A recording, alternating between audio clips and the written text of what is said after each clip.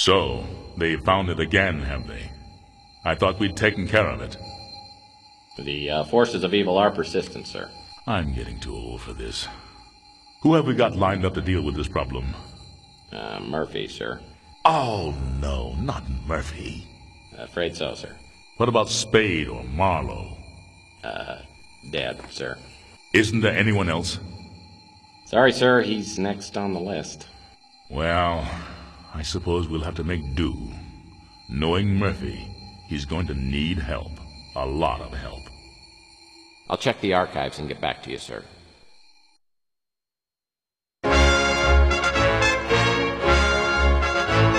News of the day. As the Second World War enters its final days, Allied forces are on the march. The troops of the Western Alliance are occupied with the dangerous duty of ferreting out the remaining pockets of Nazi resistance. The storming of Berlin has crushed the heart of German opposition and sent remnants of the Fuhrer's troops scurrying into the dark reaches of the Black Forest. The Germans have vowed to fight to the last man in their quest for world domination. But their days are numbered, with Adolf Hitler dead and the once dreaded SS disbanded. The Allies have exposed the workings of the Nazi war machine and found it festering with ancient blood cults, whose rituals and ceremonies are too astonishing and barbaric to detail.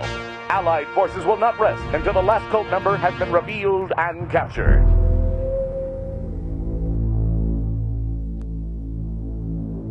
No pestilence has ever been so fatal or so hideous. Blood was its avatar and its seal, the redness and horror of blood.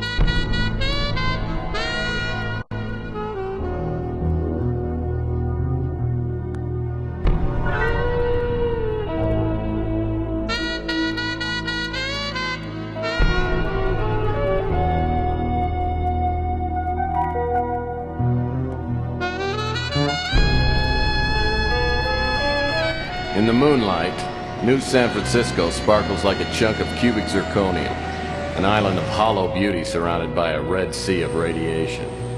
5 million souls drowning in gamma rays. Some lucky people have a natural immunity to genetic mutation caused by the radiation. I'm one of them. Most of them live in the new city, but I don't. I live among the unlucky souls, the mutants and the destitute, and the wreckage of old San Francisco. My name's Tex Murphy. I'm a private detective. Or at least I used to be. Since my marriage hit the rocks, I haven't done much of anything. I went out tonight for the first time in a week, but all I ended up doing was spending the last of my money on a bottle of cheap bourbon. Now it's past midnight, and I'm staring out of the window of my office on the second floor of the Ritz Hotel. Just like me, the Ritz used to be something. Now it's just another grimy building in a run-down part of town. And I'm almost out of bourbon. My God, Murphy, you look like hell. Really hit bottom, didn't you?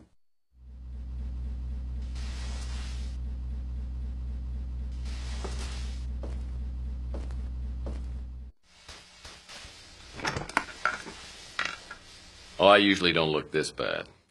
I forgot to take my Geritol this morning. So, you want a drink? I saved my first one to have with you. No, thanks. I've been dry for 8 years now. Yeah, one morning I just looked in the mirror and decided I needed to make a few lifestyle changes. Quit smoking, quit drinking. Now I'm getting out of the business. Yep, I'm going to move to the tropics and retire in a nice secluded island with a tribe of beautiful young women. You're getting out of the business? I guess that means the end of the world must be around the corner because you are the detective. I can't imagine you doing anything else, especially not running around an island with a bunch of nubile women in a loincloth. Oh, I can imagine it. I've been thinking about it for years now. Yeah. You know how it is. Lonely. Underappreciated. Dangerous. I haven't had a decent night's sleep in 38 years. I tell you, I'm working on a case right now, and that's going to be my last one. Oh. Enough about me. How about you, Tex? How's life treating you? Bad as it looks? Well, it depends. What day is it anyway today? Saturday? Well, Saturdays aren't too bad. It's normally Thursday by the time I get really suicidal. So what is it you wanted? Just come by to sprinkle a little salt into the open wounds of my pathetic life? No, Tex, you got me all wrong. Nah, just because you turned me in and got me suspended and humiliated me in front of my peers, you sold me out. But that's all in the past. See, I quit hating you for that weeks ago. Like I said, I'll be leaving soon, and I didn't want to go with any loose ends dangling there to bother me in my golden years. Hey, don't worry about me. When you tossed me out of the agency, it was the best thing that ever happened. Digging through dumpsters and sleeping in abandoned speeders, you helped me learn a great lesson. Because no matter how bad things are, they can always get worse. So what happened to you? I heard you were doing pretty well there for a while. Did a hell of a job on that Martian memorandum case. What's your problem? You one of those people who can't live with success? Huh? Well, I can live with it. I'm just afraid of commitment. Now you tell me something. Why wouldn't you talk to me 15 years ago? I was a stupid kid back then. Could have tried to understand why I told the ethics board what I did.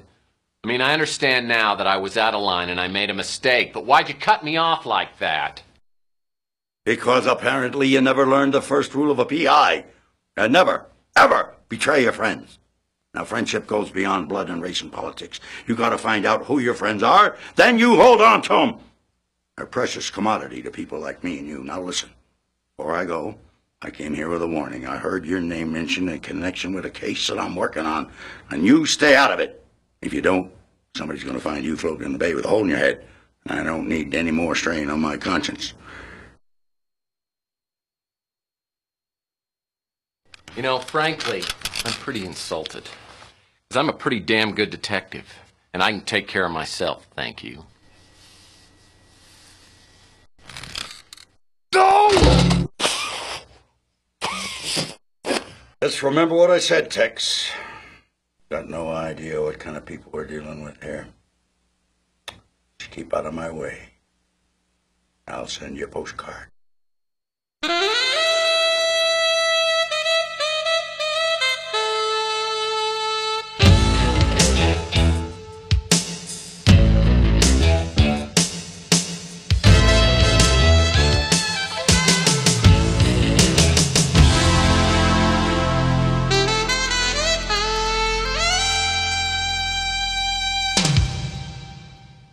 So last night, after 15 years, the colonel walks into my office. Made me take a good hard look at myself. Maybe I have hit bottom, and maybe I do look like hell. Lord knows the only exercise I've had lately is tipping the bottle and flipping cards into my hat. I gotta find some work. Contrary to what the colonel might think, I'm as good a detective as he ever was. Now I just gotta prove it. I'm gonna scare up a job today, even if it means finding somebody's lost puppy.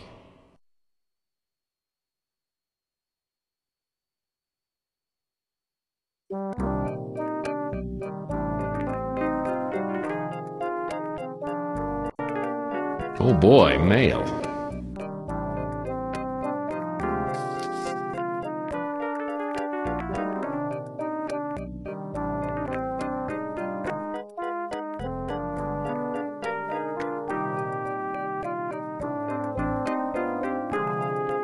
Oh boy, mail.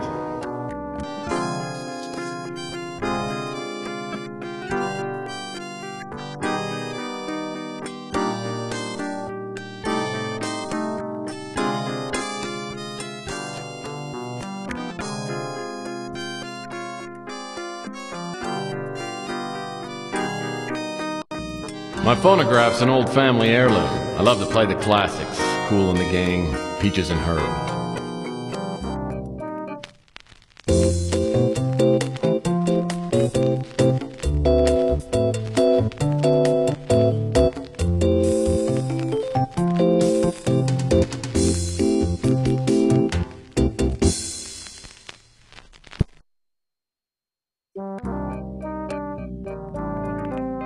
This pure mountain spring water is indispensable, literally.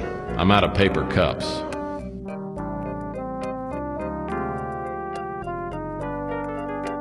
The office was actually a dance studio before I moved in, and Latin dancing is a Murphy family tradition.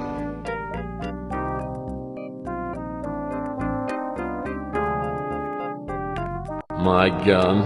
I love it so much! Old trusty sidearm. Been with me since the beginning. You want some of this, huh? Bam, bam! Hey, bam, bam, bam! Bam! Bam, bam! Bam! And you!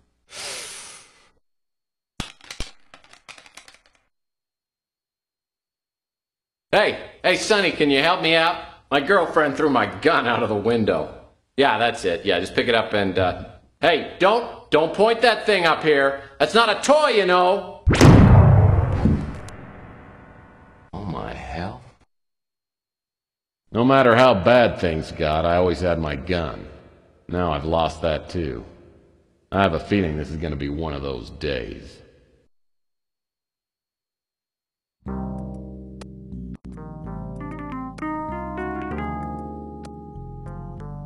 The dusty credenza I've got serves only one purpose, and that's to keep the dust off the floor. Great-great-grandpa Murphy made it through the Depression by teaching cha-cha lessons to rich older women. He made thousands before the authorities found out he had no formal training.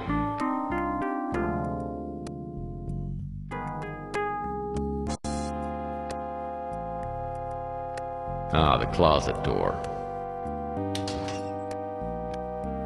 All I've ever needed was a soft felt fedora, a well-tailored overcoat, and a comfy pair of sneakers. Some people know what they like, and they stay with it.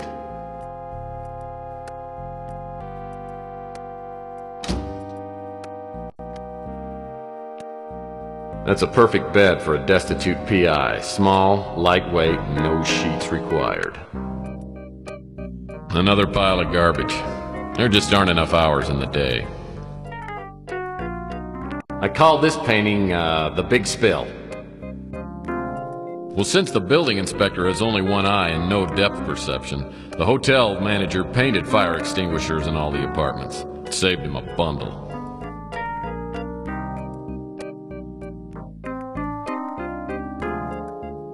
That hutch holds a life's worth of knickknacks, paddywhacks, and the world's largest piece of elbow macaroni.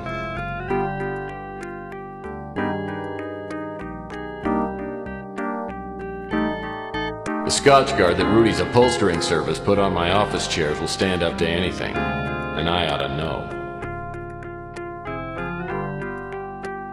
I love my comfy chair. I just wish it wouldn't be so easy to tip over whenever I got drunk.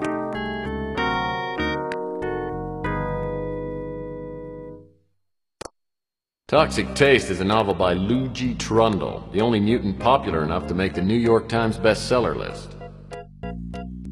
My phone would work perfectly if it hadn't been disconnected. Hip-hop English keeps me up on all the slang kids are using today. World War IV. A dark and reactionary vision of the coming century by Rush Limbaugh III. Ah, Sylvia, my ex-wife. Whenever I think things can't get any worse, I think about her and how she totally screwed up my life. She's a woman who loves a man, any time. I'll never forget the day I came home early and caught her with the upholstery man. Oh, there you are. I just got done with the chair. I'll be sending the bill to your husband. Oh, Rudy. Let's not think about my husband right now. I was watching you upholster and you're so big and strong. Do you really think so? Well, yes. God, I've only known you for 10 minutes and I feel like I've known you forever. Oh, yes, look. And look at this muscle. Oh. The way you hold me, Tex never held me like this. Oh, kiss me, Rudy, and set my lips on fire. Okay.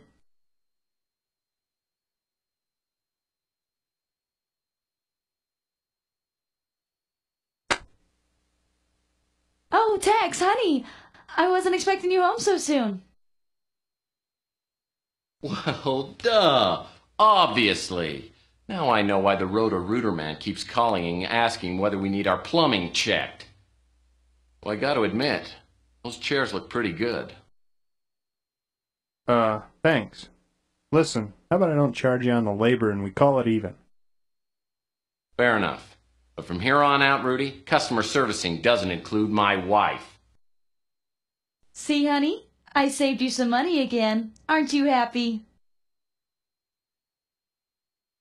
I married her for better or worse. Unfortunately, it never got any better.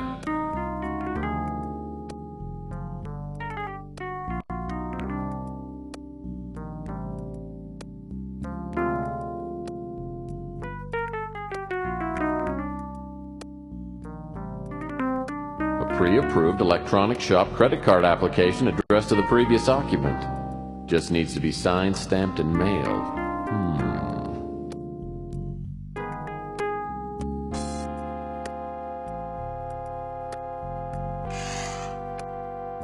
One last $10 stamp waits patiently to be licked and mailed.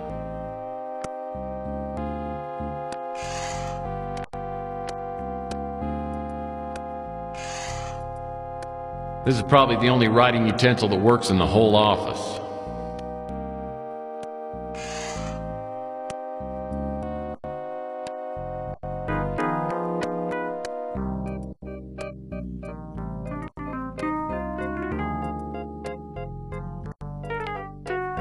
Now all this baby needs is a stamp.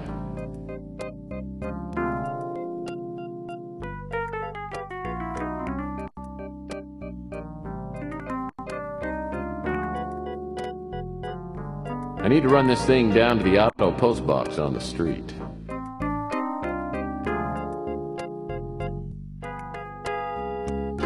Ah, the fabulous Dior lamp. I bought it for 77 cents.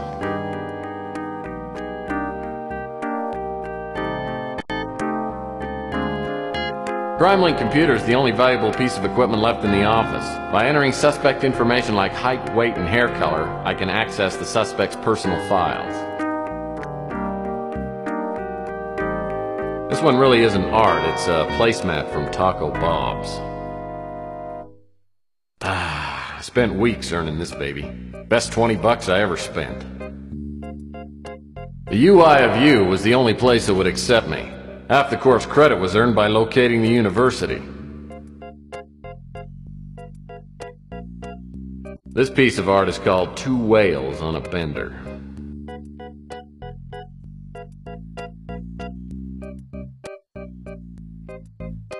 Oh, great. Another incoming message that won't print out. If I don't get a new fax machine, I'll be out of business.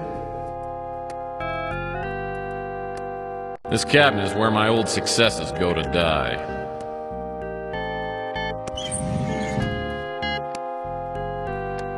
Nothing here but nostalgia.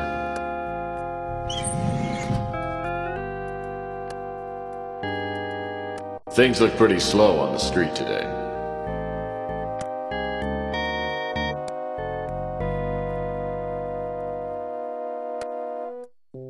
That's the door to the street. The air outside feels thick, like I'm breathing through a pair of dirty gym socks. It's a high radiation day. Most everyone will be staying inside, but I need to hunt for some work. I always like to start the day with the traditional PI breakfast. That hits the spot.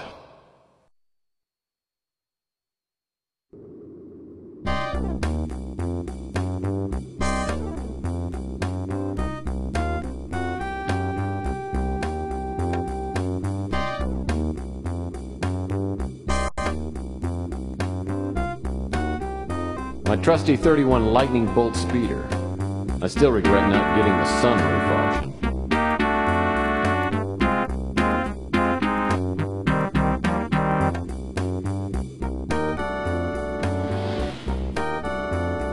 Rusty the Clown's novelty shop. Closed down a few months ago after Rusty mysteriously disappeared. The police suspect foul play, but I think he probably just choked to death on his own bad jokes.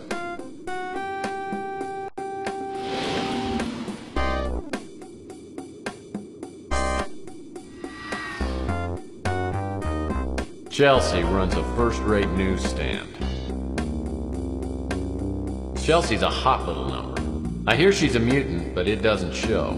The only weird thing about her is she won't go out with me. Chelsea Bando's the kind that could hold her own with anyone, but she has a way of turning my knees to jelly. She's a mutant just like everyone else in this part of town, but she's a real beauty. Well, hello, stranger. Chelsea, you're breaking my heart. Why? Because I've got a steady job? Sure. Kick me when I'm down. You think it's fun being broke? Well, you know, Tex, there just might be a job for you. Have you heard that Rook's place got robbed? No, I didn't. What do you know about it?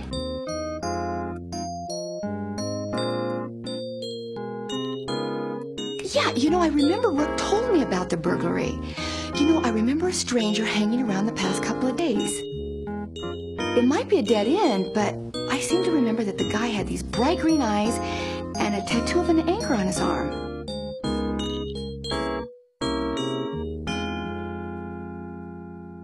Rook acts like a tough guy, but he's a softie. Just don't tell him that to his face. Oh, I remember Rusty. He had a kid show on TV when I was young. I hated the show. That clown makeup always scared me. Oh, you know me, Tex. I'm just making ends meet. I love Louie, but his friendliness doesn't fool me. He's a sharp one. He knows everything that's going on in this neighborhood. Franny's a live wire. Either she or Sal is going to do time for killing the other one.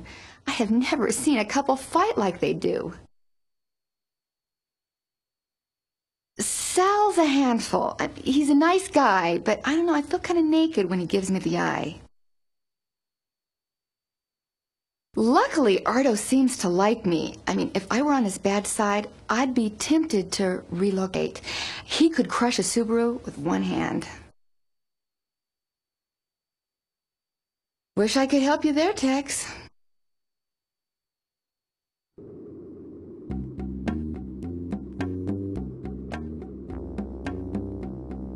Rook Garner runs this pawn shop.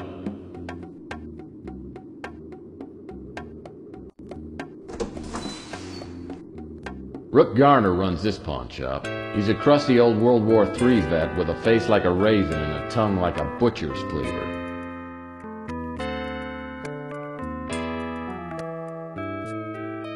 What do you want, Murphy?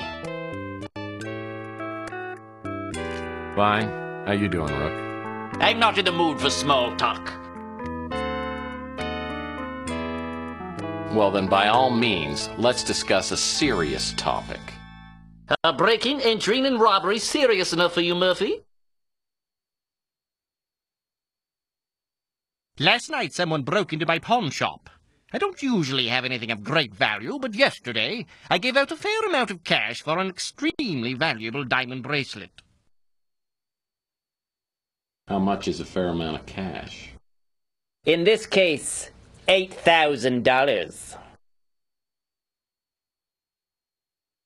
Boy, that's a lot of clams, Rook. Don't you think I know that? The bracelet was pawned by a young girl named Emma Nimpton. She said she hated to hawk a family heirloom, but had no choice. She said she would reclaim the bracelet in a month. Well, since the bracelet was worth 10 times the $8,000 I loaned her, it was a good deal for me.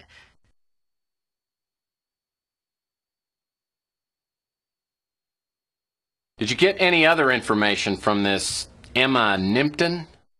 She left a phone number. I called her this morning, but the line is disconnected. So do you have any leads on recovering the bracelet? No, the police are a waste of time, and I can't afford to hire a decent PI. I guess this means you don't consider me good enough to help track down the bracelet? I'd appreciate your help. I'm not a rich man, but if you find the bracelet, I'll owe you a few favors, which could come in handy. Come back here and I'll show you where they broke in. Rook takes me out back and shows me where the burglar broke in. The back window is busted out and the latch is ripped. It's a sloppy job. As I start my investigation, I'm looking for information to enter into my CrimeLink computer back at the office. One thing's for sure, Emma Nimpton won't be one of the suspects' names. Every PI worth his salt knows that's not my name spelled backwards.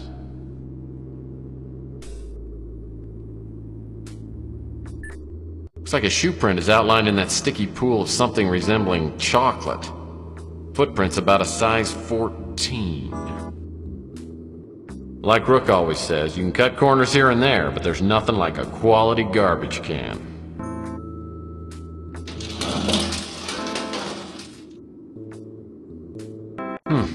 Looks like a key of some kind.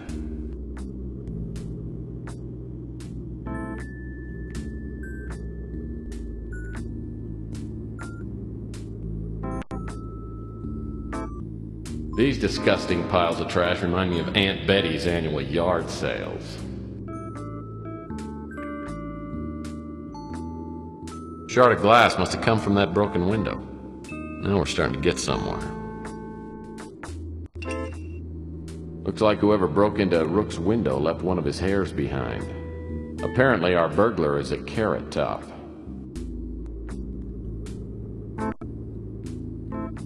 Well, obviously the window was broken from the outside.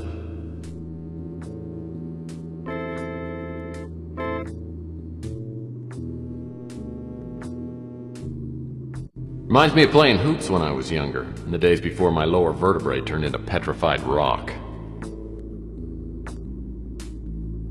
Another billboard advertising cosmetic surgery. It's big business these days. Mutants with money will pay anything to look like norms.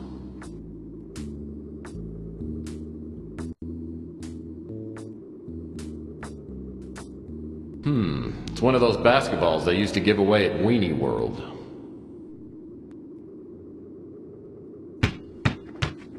"10 seconds left. Down by 1. Murphy has the ball. He fakes. He drives. It's a 360! He's fouled!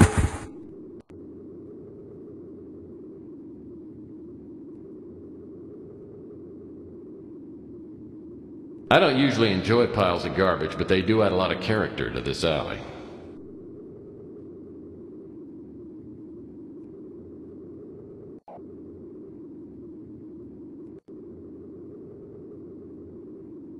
Well, that steep staircase looked really hard to climb.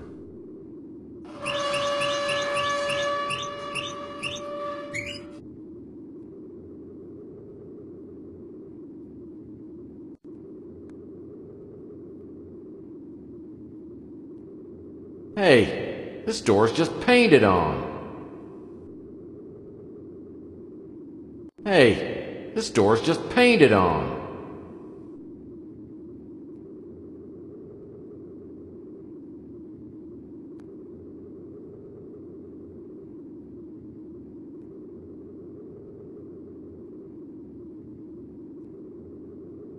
Whoa! This antique boombox worked. I bet it'd only play the Bee Gees.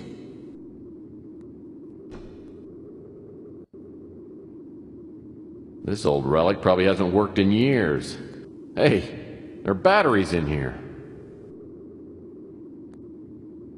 I wonder if these still work. Tingly tongue. Still got juice.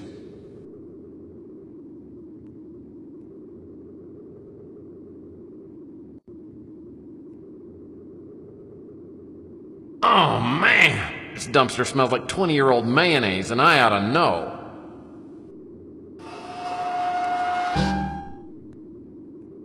Well, I'll be darned. Except for the filth and stench, the interior isn't much different than the average studio apartment. In fact, it's nicely furnished. Someone's been living here, and I wonder if he saw anything.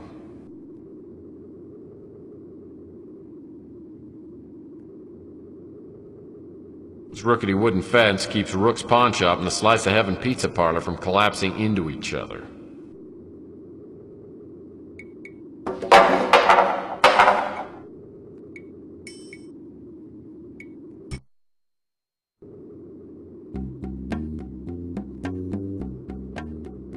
This is the brand new electronic shop outlet. No pun intended. I won't be able to get inside the electronic shop until I get a membership card. These posters somehow survived the big war. They're bitter reminders of the past glory of this great city.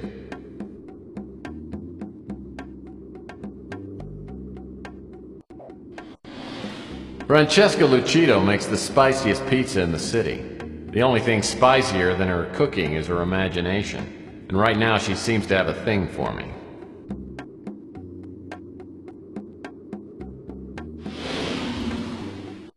Louis Laments runs the Brew and Stew, which is a local hangout.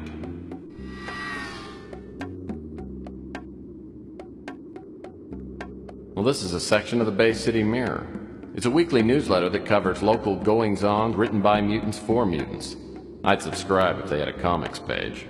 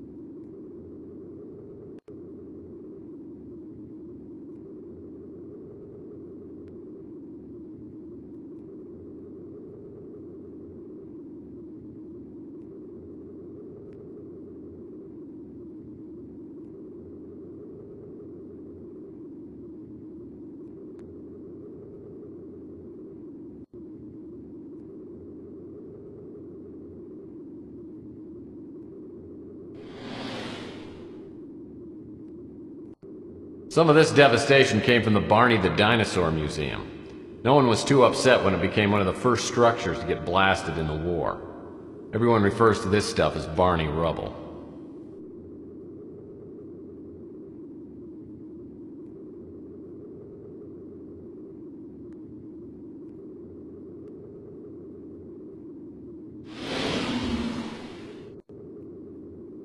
The Bijou Theater used to be quite a night spot. It was condemned years ago and could collapse any day. There's no way I'm going in there.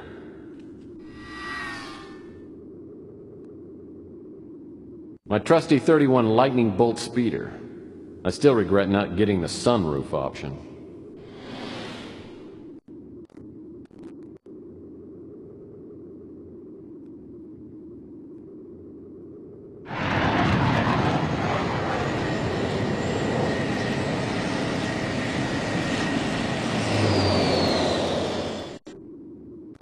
I haven't seen Mac Malden since the Martian Memorandum case.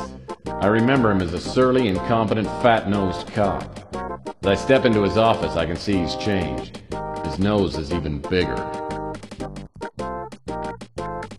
Well, if it isn't Tex Murphy. I figured you'd be dead by now. I could say the same about you. When's the last time you had your cholesterol checked? Still the wise guy, eh, Murphy? It was great to see you. Now get lost! Oh, come on. Remember the Martian Memorandum case? Hey, we made a swell team. Yeah, those were the days. I don't get cases like that anymore. Things are harder now. The mayor's office is all over me again. You heard about the string of pawn shop robberies? We have no suspects, and I'm catching the heat for it. So you and your crack team of detectives have no leads? Of course we have leads, you pots. We know he's a Norm, Caucasian, and has AB negative blood.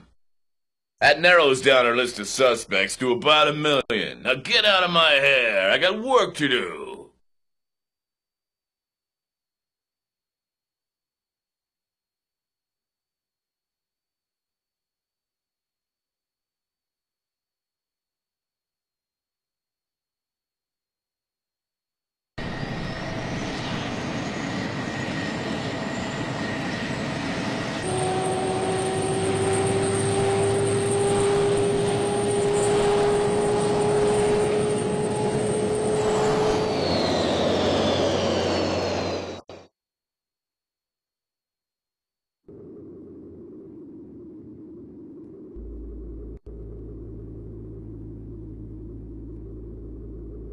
Oh, looks like Mr. Bum is home for the evening. Yeah, what do you want?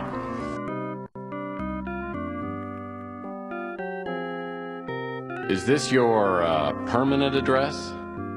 Actually, I have a summer home in Vale, but this spot keeps me in touch with the common people. Oh, what intriguing stories you winos tell. I don't drink spirits, punk. Nothing but pure, creamy chocolate. Now get lost! Oh no, not you again. Look, I'll warn you right now, I'm almost out of chocolate syrup and I'm not in a good mood.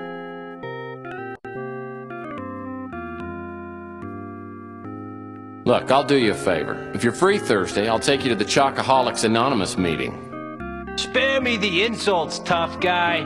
If you got something to say, spill it.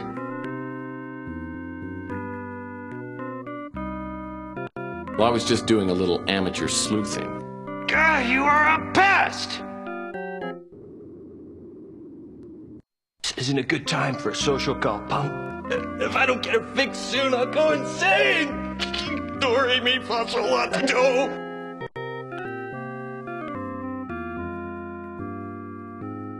I don't make a practice of helping out addicts, but I think I've got something that will ease the pain. Oh, hold out on me, man. If you've got something, let's have it.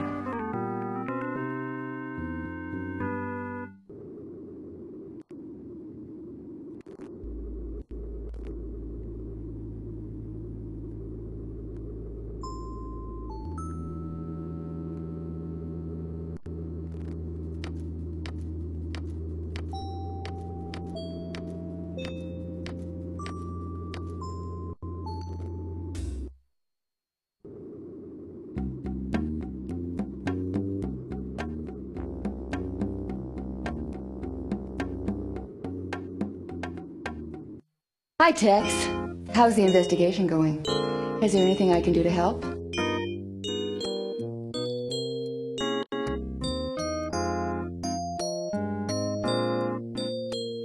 Sorry, I haven't heard anything about that. The crusade is big. I mean, much bigger than most people know. They have operatives all over, and then these huge sections of the Norm population are joining. Well, they say it's a religion, but then they encourage the members to be violent and prejudiced towards others. Wish I could help you there, Tex. Sorry, I haven't heard anything about that.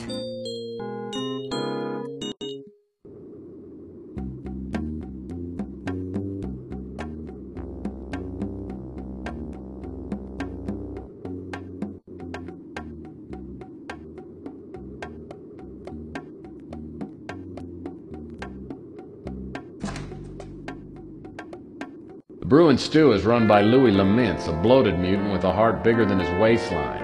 Everyone comes to Louis' cafe. So does all the street talk. If something's going on, Louis knows about it. What can I do for you, Mike? Nothing for me, Louis. I just dropped by to chat. Okay. What's on your mind?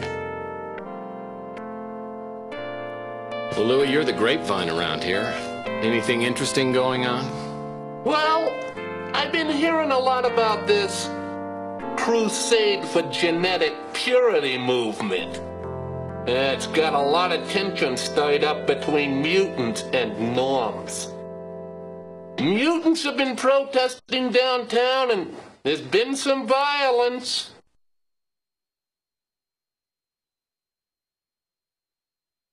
Rook's an ornery old cuss, but me and him are old buddies. We fought in the big war together. He's one person you can trust in these troubled times. Chelsea acts tough, but she has to be with all the scum around. And she's as smart as she is pretty. She knows a lot of what goes on in the shadows of this city. Yeah, things are a little slow, but I'm getting by. Having to lay off some of my kitchen help hurt my pride more than anything. Granny's a fireball. She and Sal opened a pizza place 7 to 8 years ago, and they've been fighting ever since. Sal's a big guy with an appetite for food, wine, and women. He comes by here most every day for lunch. Bardo comes in now and again. Usually orders a couple of steaks and a chocolate milk. His temper's as short as he is tall, and he's only got one oar in the water. A bad combination. Sorry, Mife. Can't help you there. He was a strange one. He had a show on TV for a while. Got pretty popular. Then he quit the show and went into business. He opened up a shop right up the street from here. I guess he wasn't a very good businessman. The shop went out of business within a couple of months. Then Rusty just disappeared. I heard he'd made some enemies in the novelty trade.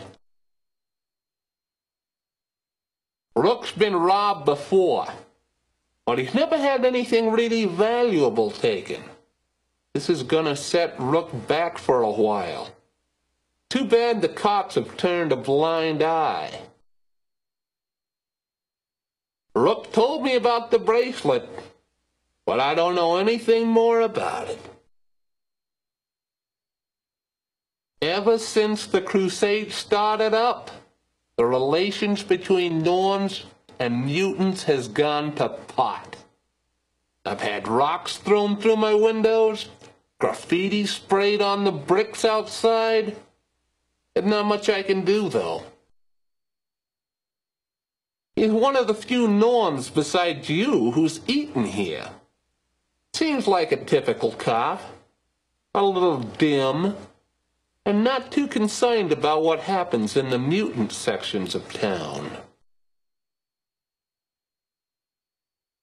You want to try a slice of my chocolate pie? I can give you a piece to go if you like.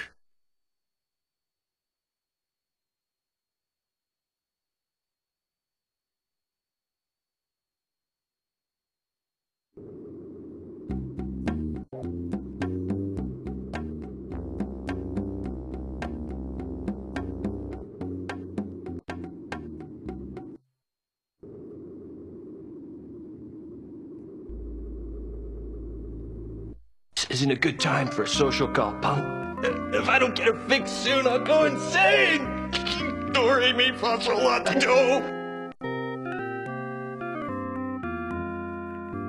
I don't make a practice of helping out addicts, but I think I've got something that will ease the pain. Oh, hold out on me, man. If you've got something, let's have it.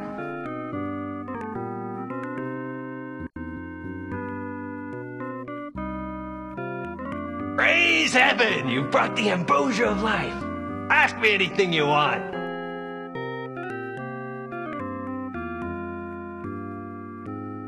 Brooke, he leaves me alone. Can't ask for more than that. I think Chelsea used to fancy me, till she found out my only true love was chocolate. Damn near broke her heart. Nice guy, good cook. Every National Feed a Bum Day, he brings me one of his award-winning chocolate pies. Ugh. I don't have much to do with her.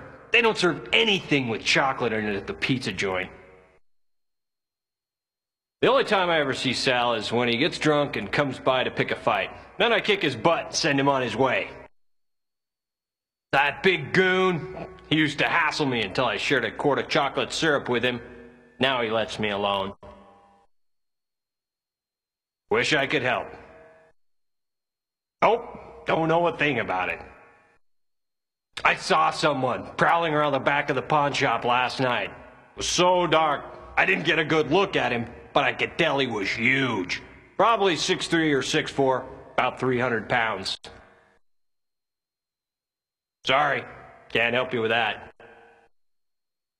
I stay out of politics, especially bad politics. Wish I could help.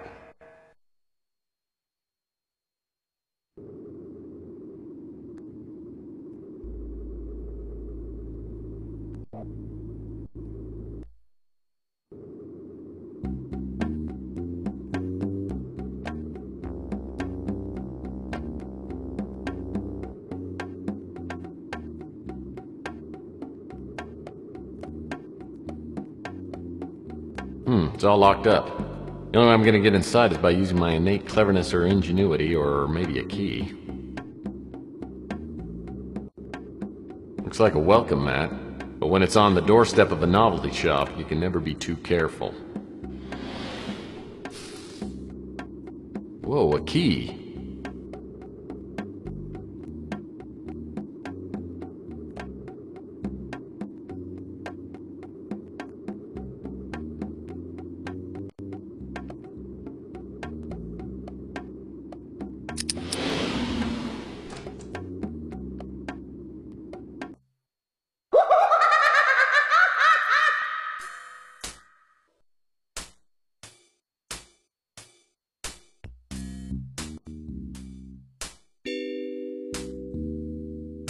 Cool. A plastic dart crossbow. It'll make a nice addition to my non-violent weapon collection.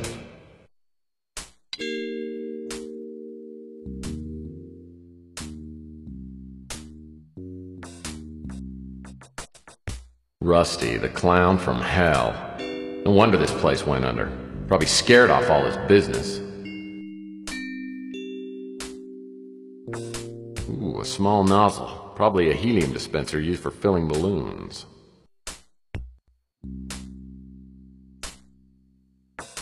Just a couple of empty old packing boxes.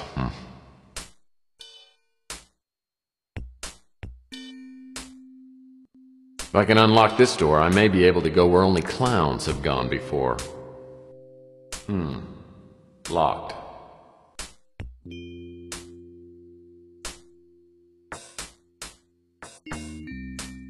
This wig probably sells well during the Bay Area Yodeling Festival. A mask of the king? That's blasphemy! This wig must be quite popular with shy people. Whoa, this wig would even make someone like me look glamorous.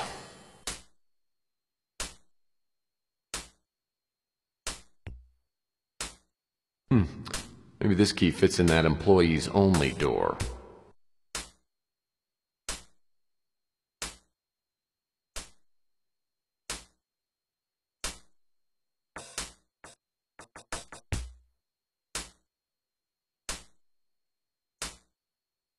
Looks like some kind of in-house television. Hi, kids, it's me, Inspector Burns. And as we all know, fire can be our friend, but fire can be our foe. So many times, fire starts so carelessly. And what can fires do? Fires burn you. Never, never light matches. No, no, no. Fire is dangerous. Fire made me look like this. Do you want to look like me? No, no, no. Don't look like Inspector Burns. Don't play with matches. Inspector Burns. I always thought he was a freak, but the kids love him. So does Ardo.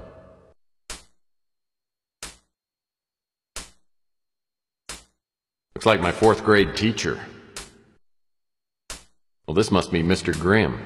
He's a reaper. Oh, this is a scary mask. Why, it's Mr. Sloppy Lasagna Eater. I'll bet this is a real popular mask. Wow, the limited edition Daryl Hannah wig and mannequin set.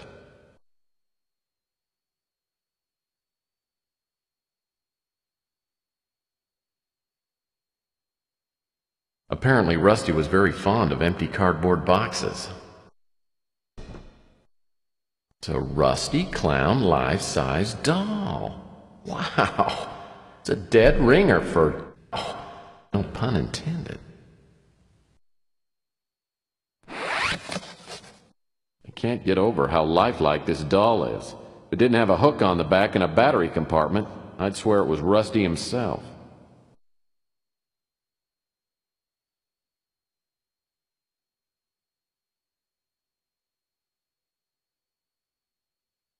Whoa! For a second there, I thought someone had decapitated Inspector Burns and left his head on the floor. What a great mask.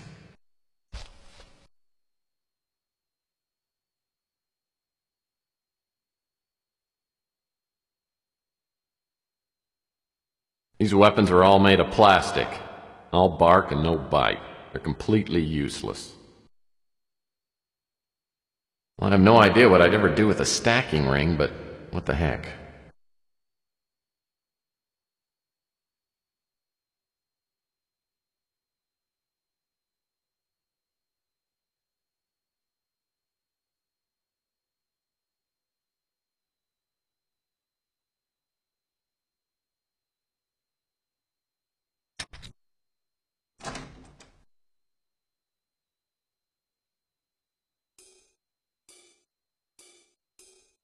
Posters in here tell you more than you'd ever care to know about film processing. Why in the world would Rusty keep a barrel of toxic acid?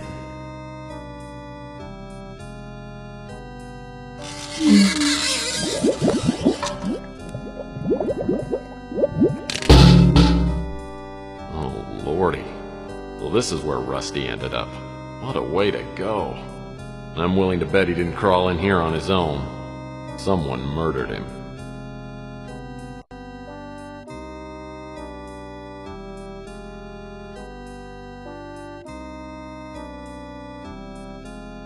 The sink must have been used for developing photos. Not much use for it now since all the developing equipment's gone. A plastic suction dart can be formidable ammo in the hands of an expert like myself.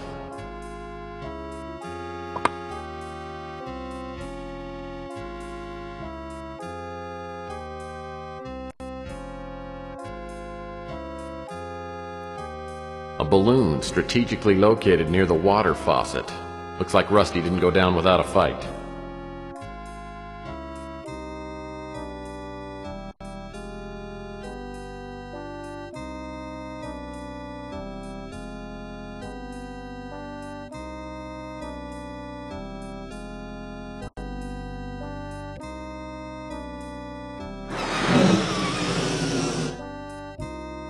Portable helium.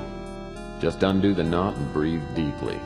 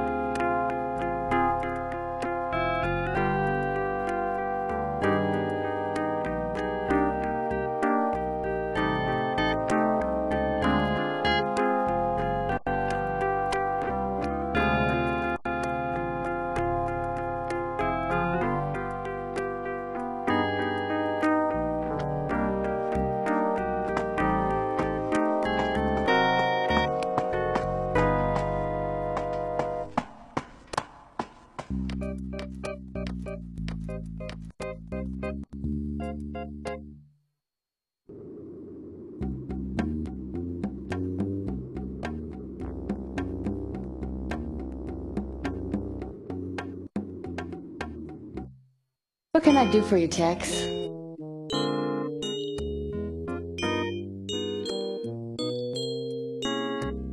Wish I could help you there, Tex.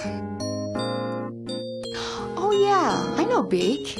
If you want to talk to him, you might try hanging out around Coit Tower.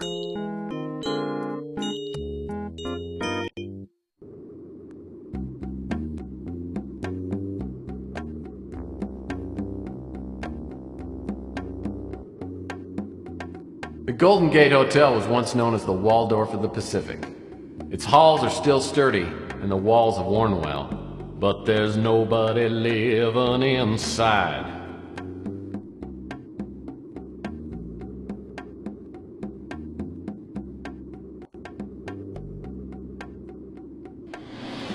I heard this newspaper box got destroyed right after Chelsea opened her newsstand. Coincidence? That great old landmark, the Coit Tower, rises high above the skyline.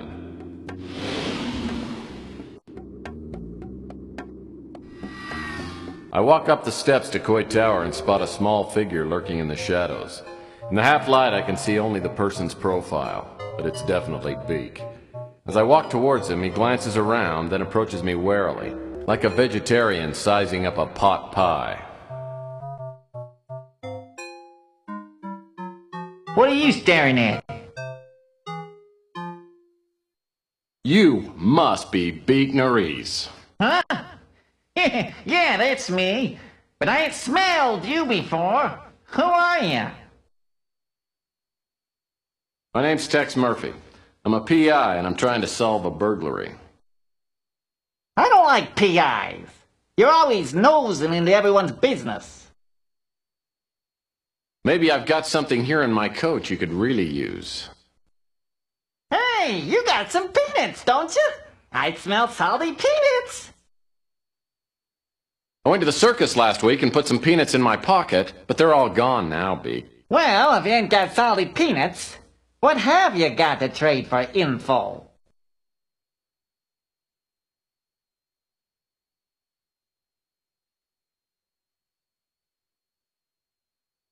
Okay, I can use this. My nose has started sagging lately. Makes it hard to breathe. Now, what kind of info you looking for, huh?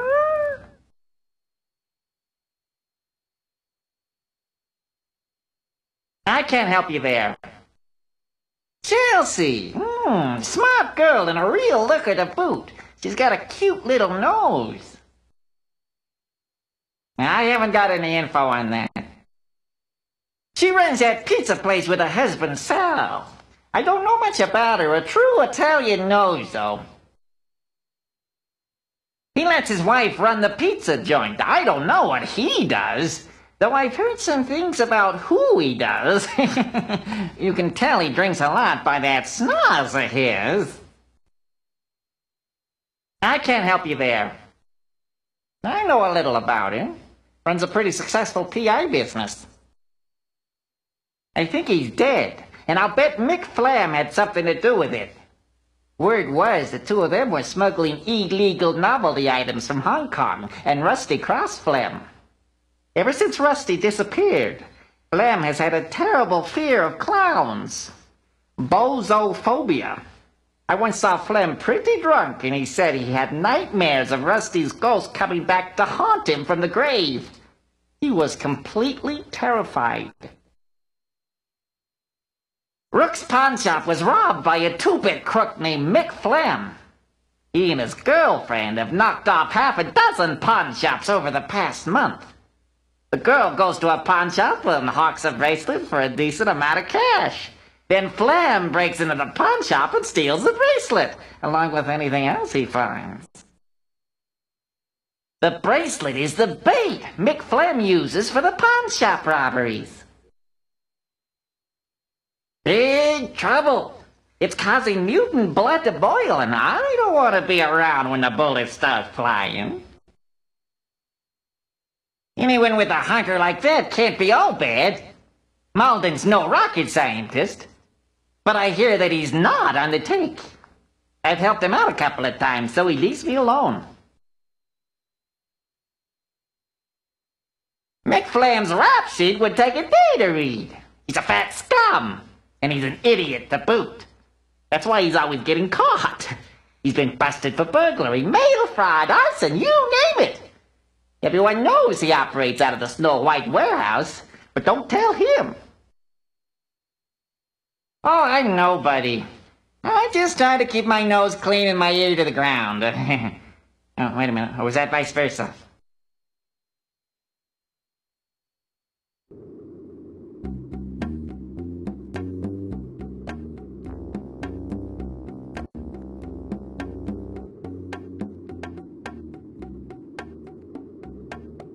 The Acme warehouse is the former Snow White dry cleaning building. Nobody's used this place in a while.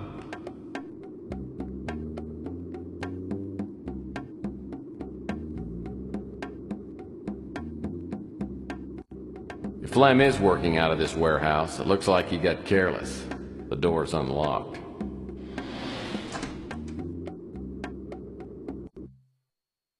If this is Mick Flem's hangout, he'll probably be back soon. I better try and set some sort of trap for him.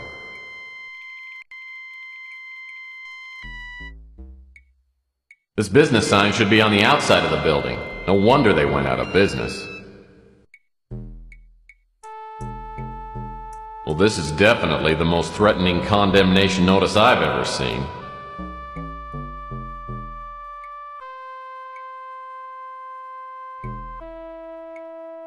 I'll have to remember this stack of 2x4s when I get around to building some furniture for my office.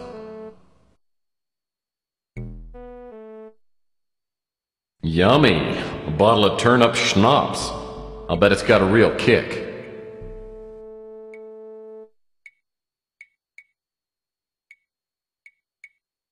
Well, this is actually a storage compartment.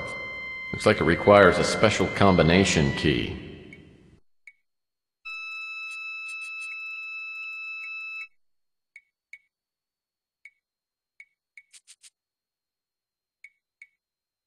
This must be the power box for the warehouse, and it's locked.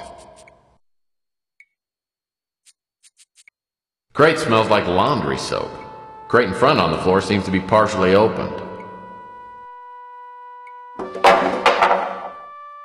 Apparently some fireman dropped off his uniform to be cleaned and forgot to pick it up.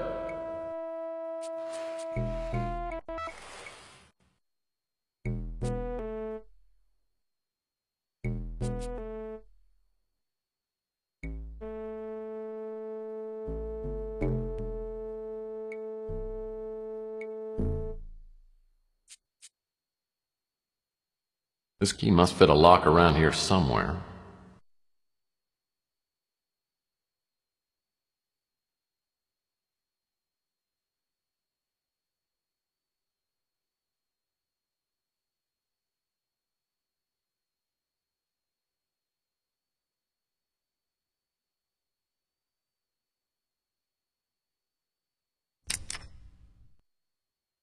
Hopefully this isn't a self-destruct lever. The sound is coming from up on the landing. Looks like the on-off switch controls a pulley hook. It's running back and forth along a track.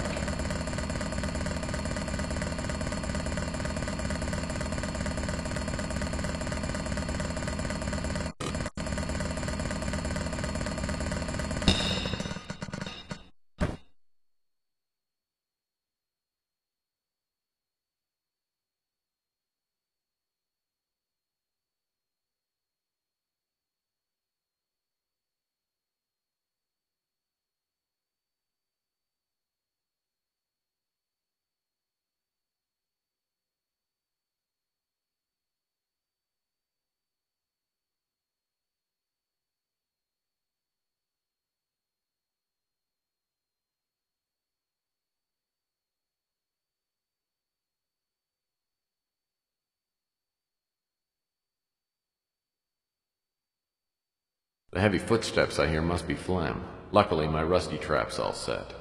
I'll need to find a hiding place as close as possible to the pulley control box.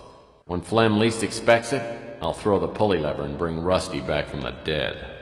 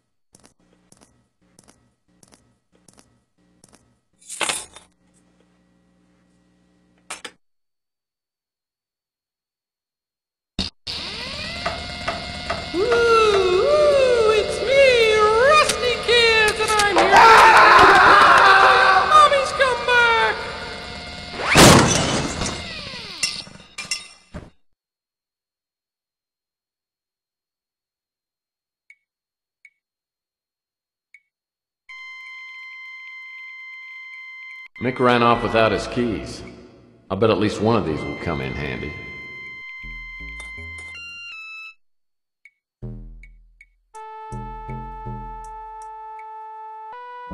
Damn, I'm good. This has to be Rook's bracelet.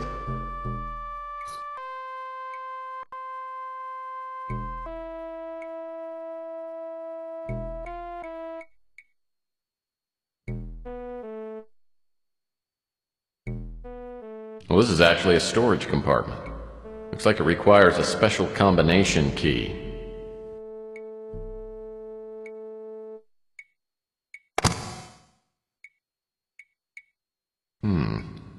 locked box within a locked box. It must contain something worth having.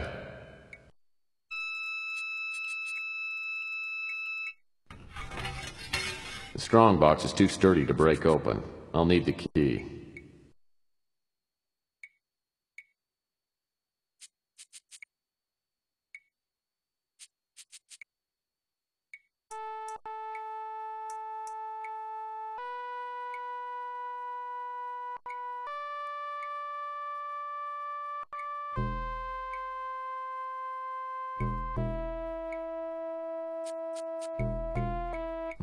What do we have here?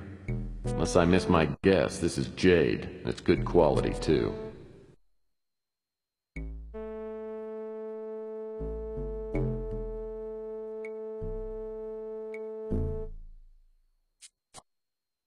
I'm telling you, it's impossible. It can't be done. I've tried everything. The prophecy is very clear. We can't go on until this step is completed. Surely your unique skills give you opportunity? My ability has gotten us nowhere. Capricorn got there before me. They're always one step ahead of me. It's like they can read my mind. We can't let them stop us. Maybe we can use your skills on someone else. I've made inquiries. And if he hasn't gotten himself killed, maybe he's just what we need. Murphy. Tex Murphy.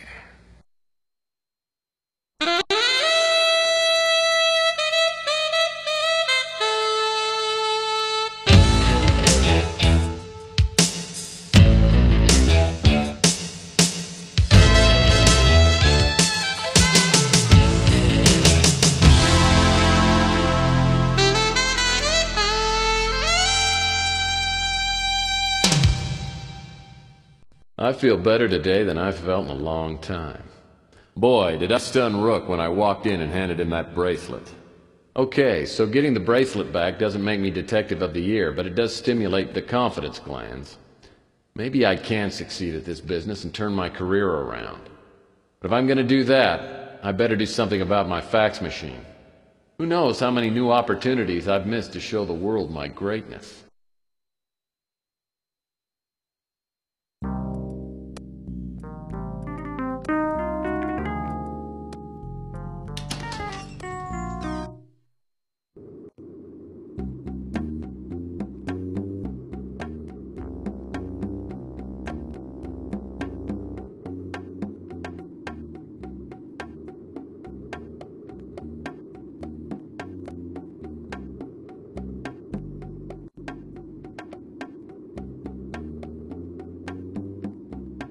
The electronics shop is so desperate for customers, I'll probably have the credit card waiting for me next time I go back to my office.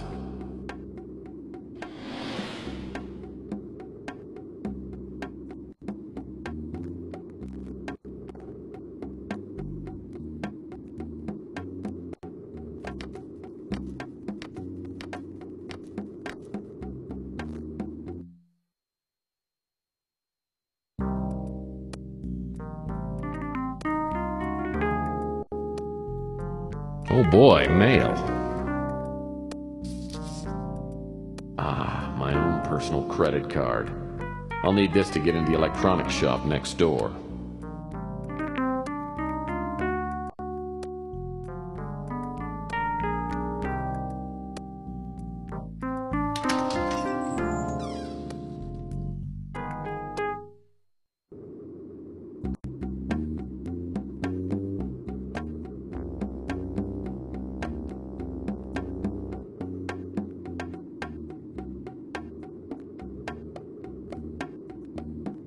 This is the brand new electronics shop outlet. No pun intended.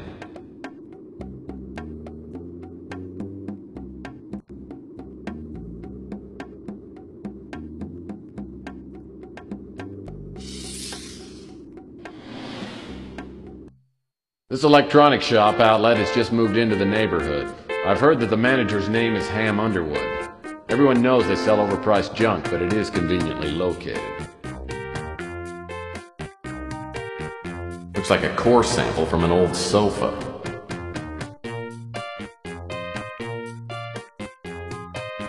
Yum, an imitation chocolate keyboard. The perfect Valentine gift for that special computer nerd. Ah, it's the plasma ball, the season's hottest new toy. Unfortunately, it cost $18,039.99. This is something called Future Crate. It must hold more stuff than plain old crates. A teeny disc tote box. Too bad they quit making teeny discs 10 years ago.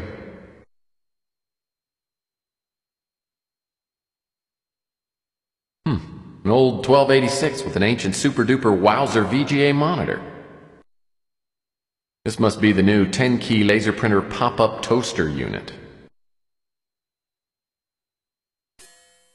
Well, that's either a model of a space station or a 4-pack of mineral water. Ooh, Plan 9 flying saucers. Very cool.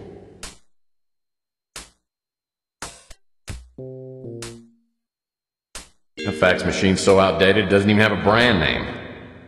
That's better than nothing. Looks like some kind of space chicken.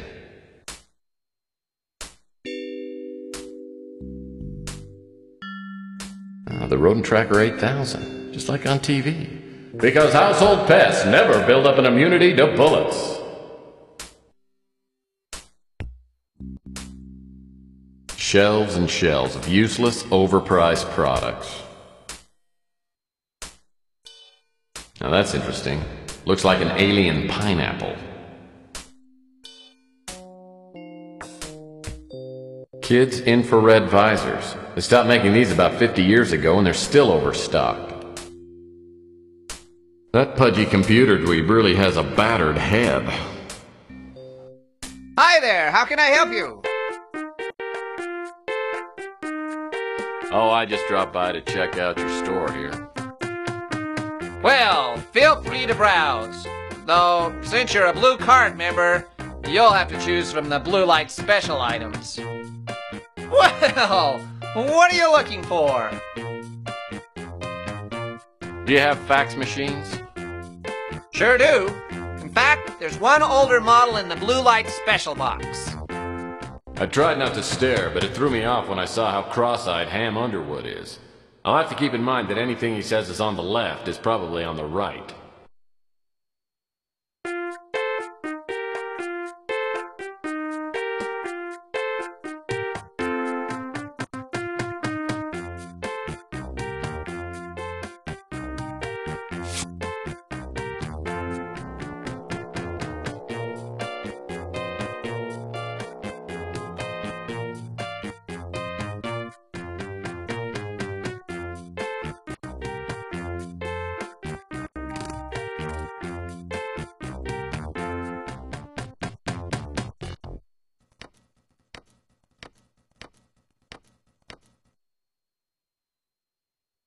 Do you have a fax?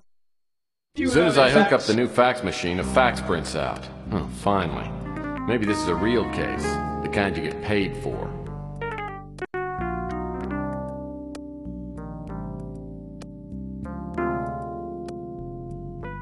A fax addressed to Tex Murphy from the Countess Rainier?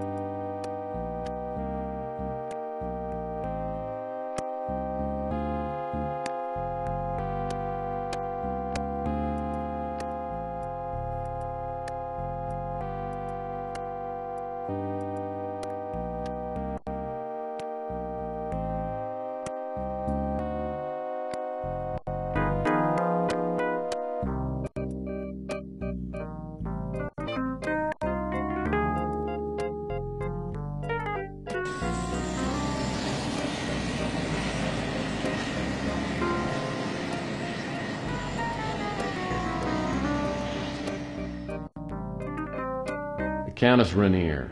That name smacks of money. Hopefully she doesn't want to hire me to find her lost poodle. As I land my speeder, I see my dream house, only bigger. The butler is a tall, thin man, about 70. He tells me the Countess is expecting me and shows me into a large, lavishly furnished drawing room. I'm the Countess Renier. Please, have a seat. Thank you. You know, I pictured you being, well, older and heavier. No one is born old, Mr. Murphy. Now, shall we discuss our business while we're still young? Oh, by all means. Pardon my interruption. Your services have been recommended to me by a trusted friend who prefers to remain anonymous. Suffice it to say that your unique abilities are what I need right now. Which of my unique abilities are you referring to? I'm sure you have many unique abilities. The one I would hire you for is your talent of locating people and things. I've been told this talent has made you some friends and many enemies. Well, correct me if I'm wrong, Countess, but wasn't it Roy Rogers who once said, "You can't please all the people all the time"? Save your homespun humor for a more gullible woman. What I'm asking you to do may make you very unpopular with some people. Exactly how unpopular are we talking here? Let me give you some background information, then you can decide for yourself. Some time ago, a family heirloom was stolen from this bungalow. I do keep most of my valuables on my estate in Europe, but on this visit, I brought the piece to show a friend. Within hours of my arrival, I found it stolen, and I have made extensive inquiries trying to retrieve it, but I found out nothing. Well, I'm sure you have more resources, talking about cash, than I do. You should be able to buy all the information you need. What makes you think that I can help you? Oh, I don't. I remembered what my friend had told me about you after I had exhausted every other option.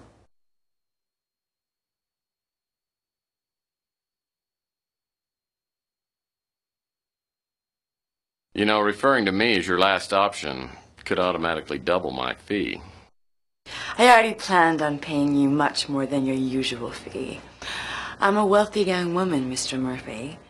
To give you an idea, the stolen artifact alone is worth more money than you could earn in 10 lifetimes. Oh, we'll see about that when I win the clearinghouse sweepstakes. How quaint. Let's not waste any more time. I need some work done, and I'll pay you well for it. Well, in my experience, getting paid well is a relative term. Your obsession with money is appalling. Oh, I have any number of appalling traits, but I am a good PI. Well, if you prove to be as good as you think you are, I'll pay you a $30,000 finder's fee. Well, let me think about it. Okay, I'll do it. In fact, I'll even mow your lawn at no charge. Try to control yourself, Mr. Murphy. I'll expect you to focus all of your energies on this job, and the methods you use to retrieve the artifact are of no interest to me. But as more time elapses, the less likely it is that the item will be found, and for that reason, I must require you to find it and to return it to me within 1 week. And after that, there will be no finder's fee available to you. Do you pay time and a half after 40 hours? That's a joke. I have stated my conditions. As to the artifact itself, it is a beautiful statuette made of crystal and shaped in the form of a bird. It has been in my family for countless generations, and as I said, it is extremely valuable. There are many collectors who would stop at nothing to own it. Whoever stole the statuette would undoubtedly have gone to the black market and offered it to the highest bidder. I think I saw that statuette you're talking about. Someone was selling it on the Home Shopping Network. Boy, I had no idea it was so expensive. You make jokes, but you cannot possibly know how rare and valuable the statuette is. And now that you have all the necessary information, we'll end this charming visit. Don't bother contacting me until you have the statuette in your possession. And if you are successful in your search, it could change my opinion of you considerably. My valet will give you a retainer of $1,000 on your way out. Goodbye, Mr. Murphy. I didn't tell the Countess, but I would have done damn near anything for $30,000. Now I've got to find a link to the black market. How hard can it be?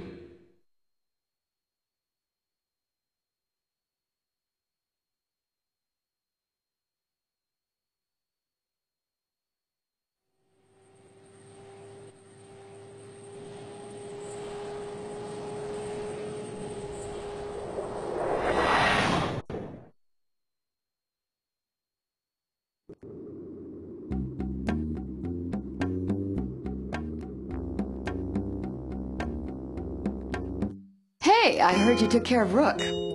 Pretty impressive. Well, thanks. Maybe word will get around and scare up some more work for me. Oh, I'm sure it will. Maybe then you'll have some money and quit mooching off me. Come on, Chelsea, let me savor my success for a while. Okay, but not for too long. I like to keep you humble. Gee, thanks. So, is there something you came to ask me about?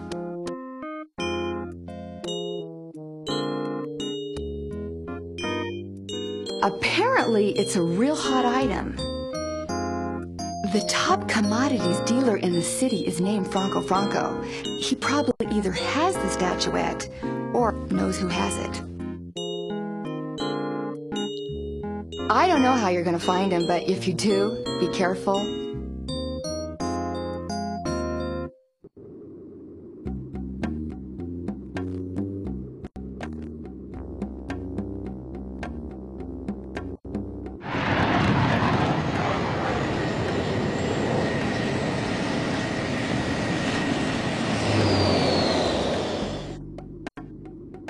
Hey, Murphy, guess what?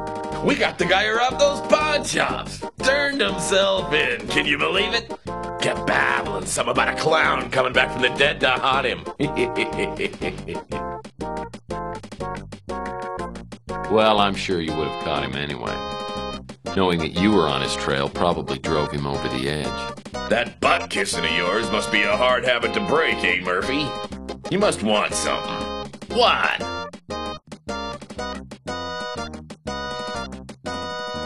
He's a big-time crook. Deals with stolen and illegally imported merchandise, especially jade. He's a big-time crook. Deals with stolen and illegally imported merchandise, especially jade. Sorry, Murphy.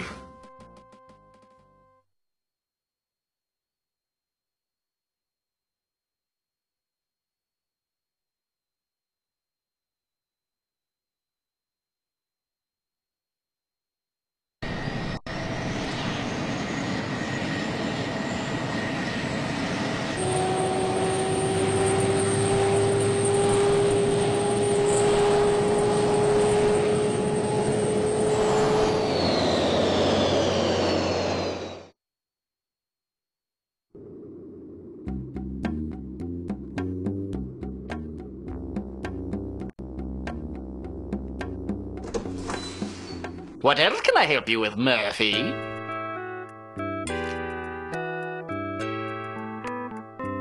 Big-time crook. Deals with a lot of smuggled artifacts and the like. He's pretty well connected with the mob and black market here in San Francisco. You know, I subscribe to a trade paper called Jewelry Weekly. In the last issue, it seems to me I saw an advertisement by someone named Franco, who was looking to buy jade. There wasn't anything of interest in the trade paper, so I threw it out. It's probably still in the trash can out back.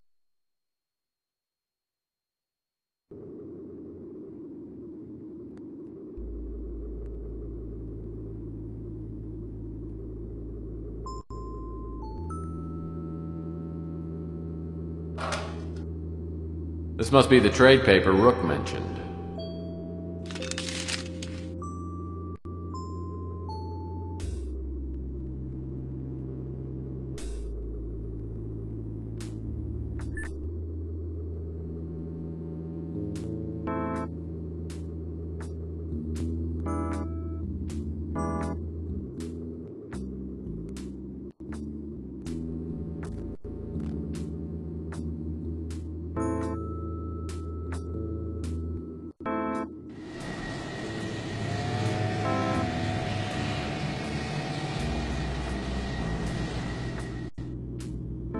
Being a movie buff, I've heard of the Alhambra Theater, though I heard it was closed down years ago.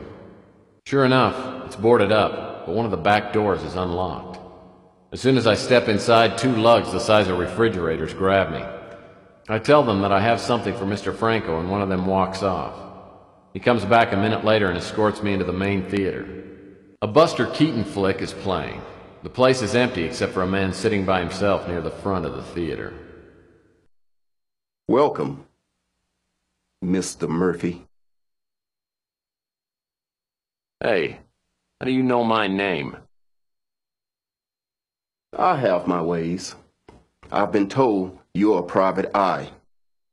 As I'm sure you know, I'm strictly a legitimate businessman. Yeah, you may be legit, but I understand you're pretty jaded. Oh yes, that I am. Speaking of which, did you bring the item?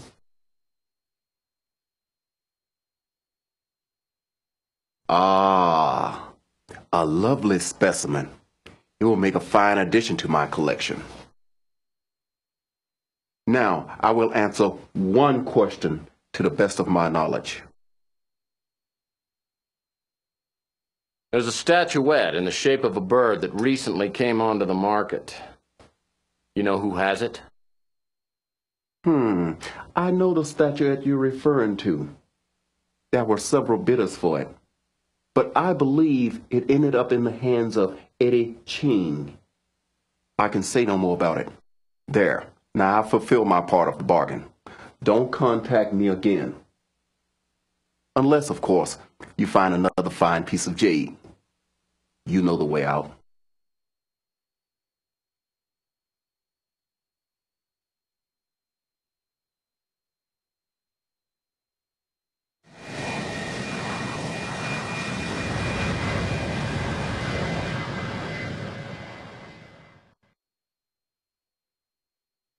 Do you have a fax? Do you have a fax?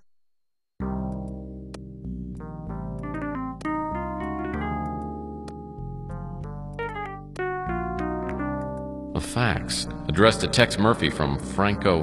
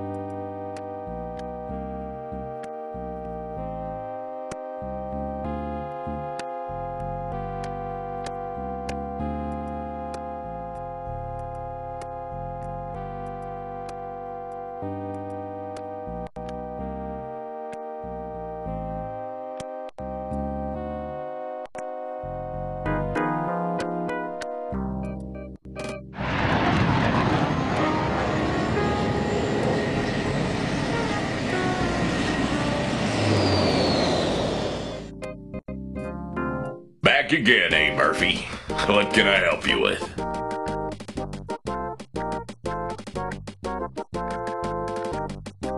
Ching's a dangerous customer.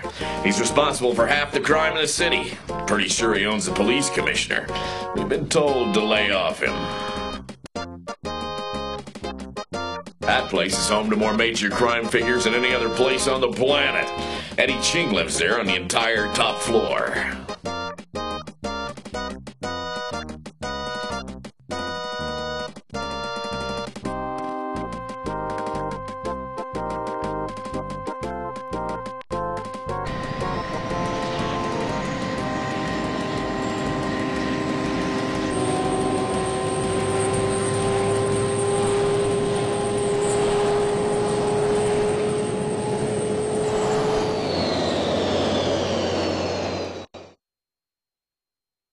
Looks like no one's home. This is gonna be easier than falling off a horse. This window doesn't want to open up. Maybe if I... Whoa!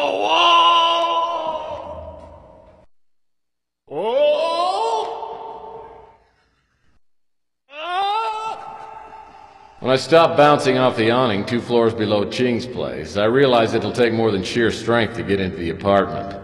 Luckily, I noticed something that might help as I bounced by. A sticker on Ching's window said, "Security system installed by Underwood Incorporated."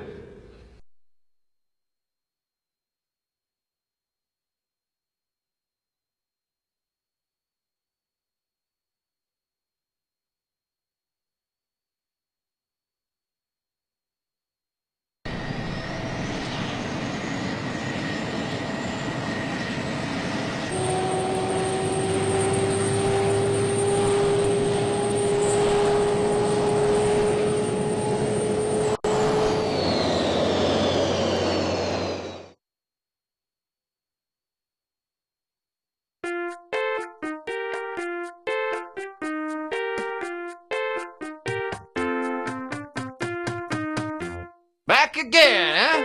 What can I do for you? I understand that you and I are in the same line of moonlighting work. Really? You do security systems too? Well, sometimes. Here, let me see if I can find one of my business cards. Don't worry about it. I always misplace my business cards too. What types of security systems have you worked with? Let's see. The last job I had was the laser security system at Big Dick's Casino on Mars. I've heard that's a neat system. But it's nothing compared to the one I just put in.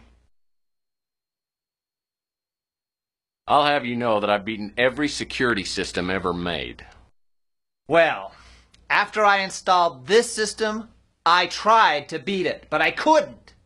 First, the only possible way to enter the building would be to land on the roof and rappel down. Then, you'd have to cut through the LCD alarm glass. Well, that's not too hard. In fact, I sell a laser blade here that would do it. But once you're inside, every room is flooded with a net of heat and motion sensing beams that could turn an elephant into a brick of carbon. Believe me, it's burglar proof. Listen, this system is top secret, so let's just keep this between us.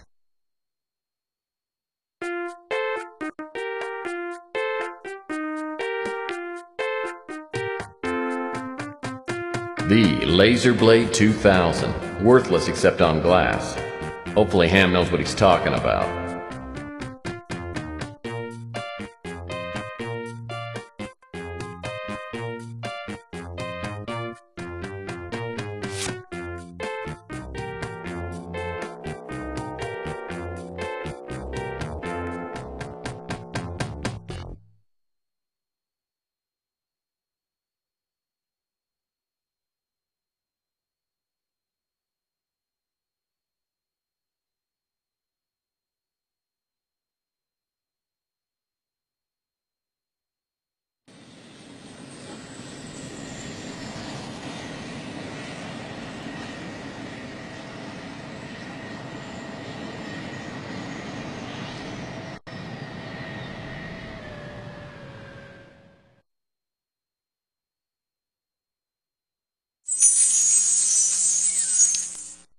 Armed with a chintzy electronic shop laser blade, I land my speeder on the roof of the Knickerbocker.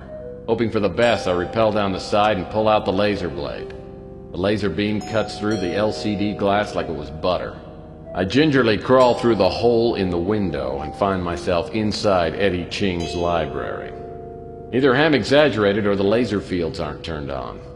This must be my lucky day.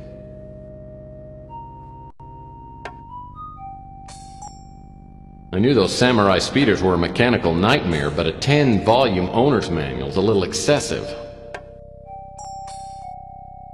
This book seems out of place somehow. There's something different about this book. Just call it P.I.'s instinct. Aha! I knew it. A key.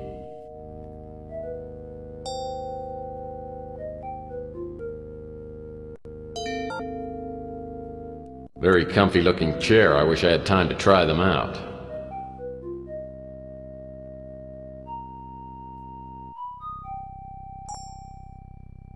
Hey there, little Buddha.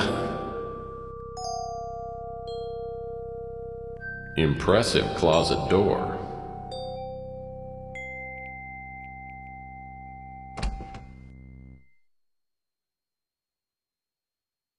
Clownfish confetti food.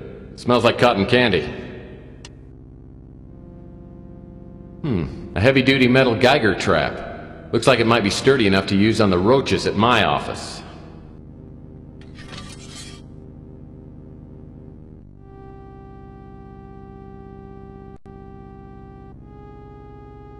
Wow, these plants aren't plastic, they're real. Ching must have paid a fortune for these.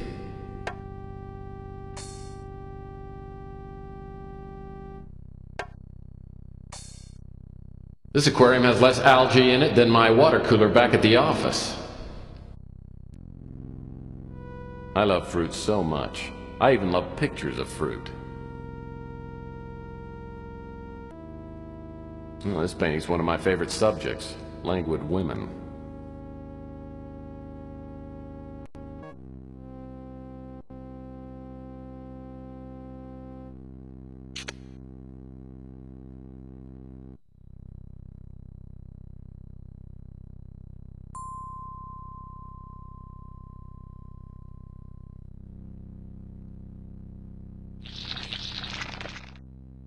Now this ring should be heavy enough to be useful.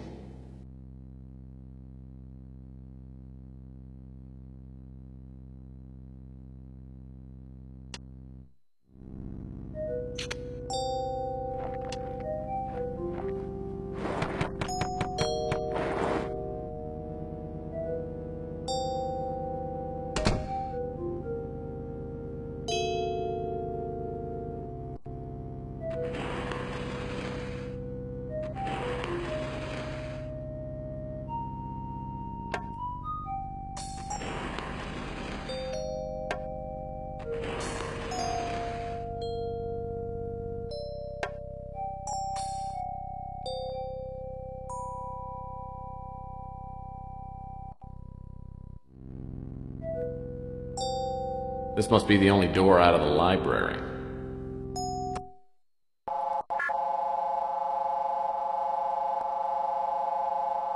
Oh Lord, I hate wedding pictures. They give me terrifying flashbacks.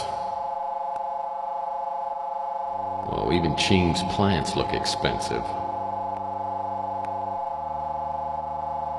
So these are the laser nets Ham was talking about. There's a power box at the far end of the hallway with a button flashing. Maybe if I can hit that button, it'll turn off the laser nets.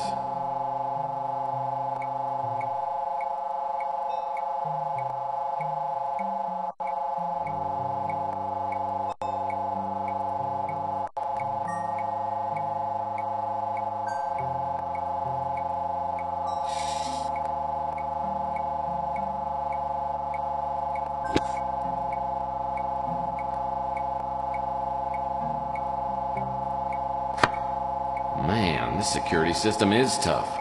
My brilliant shot didn't turn off the beams, it just popped open the power box. Looks like there's a lever that needs to be pulled down. Hopefully my old horseshoe tossing skills haven't left me. I'll need to find something fairly heavy.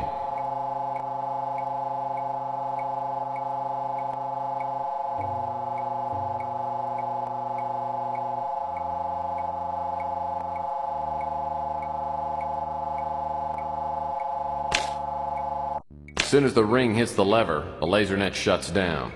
Now I should have the run of the apartment. If the statuette's here, Ching probably has it well hidden.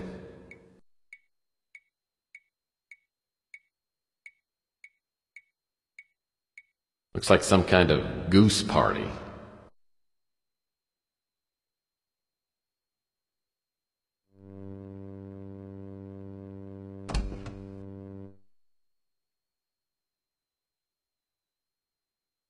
Antique vase filled with flowers. Oh, don't tell me. A man taking his cat for a walk. Well, this must be the mythical Buckaroo Buddha riding his headless steed, Tumbleweed.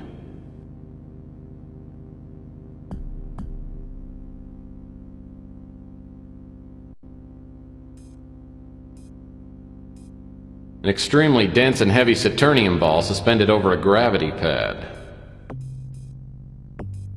Cool tiger. Looks real enough to nip my finger.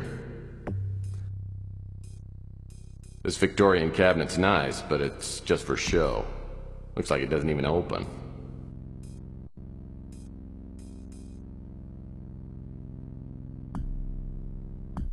Whoa, must be party time at Valhalla.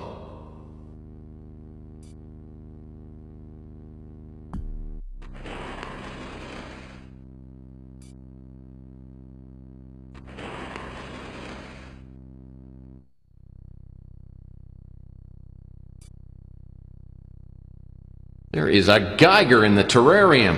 Little bugger's a land piranha. It's illegal even to own one of these.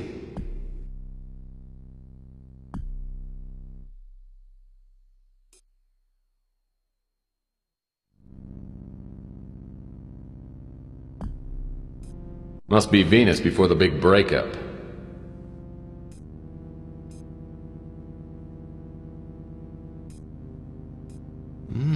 Geiger chow. It's got real roast beef flavor and makes its own rich gravy.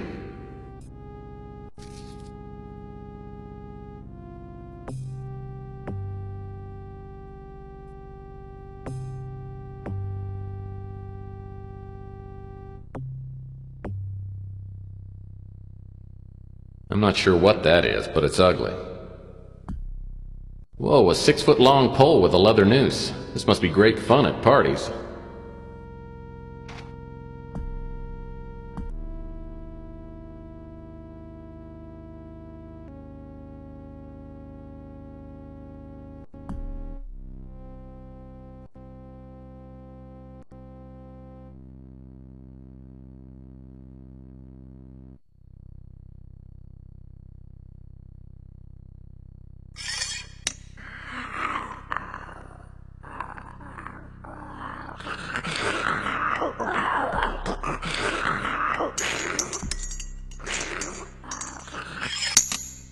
I don't know what I'll do with a small, ravenous Geiger. Oh well, everybody needs a pet.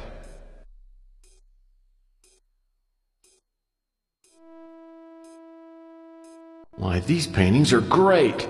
Just look at the nudity. I need to visit more museums.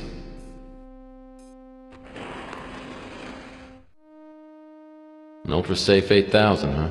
Top of the line.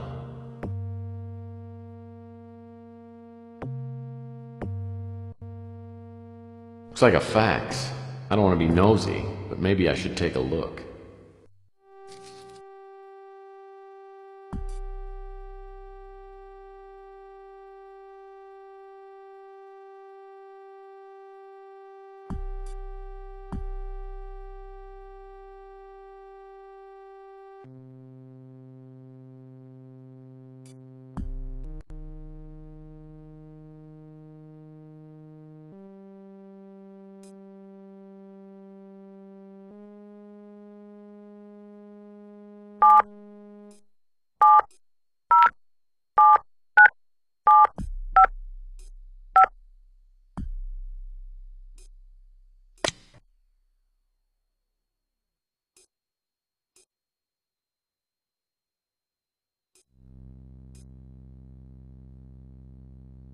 Looks like some sort of document. Must be important if it's in the safe.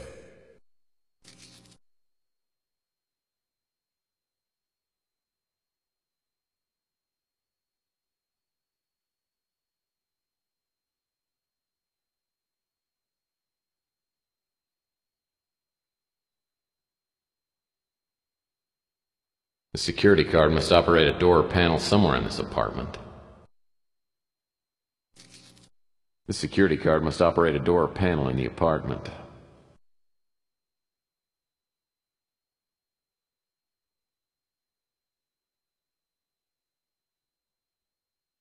Small mirror provides the opportunity to touch up the old hairdo. The solid steel switch lock requires a key.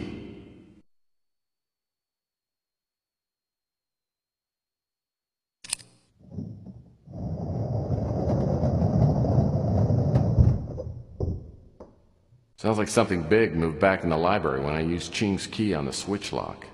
I better go take a look.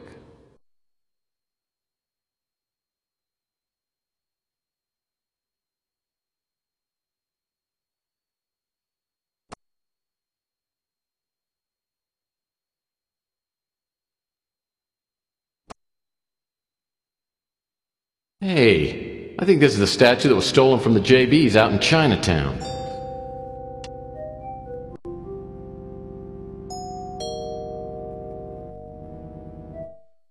Well, look what's behind the bookcase. A secret room. I love secret rooms.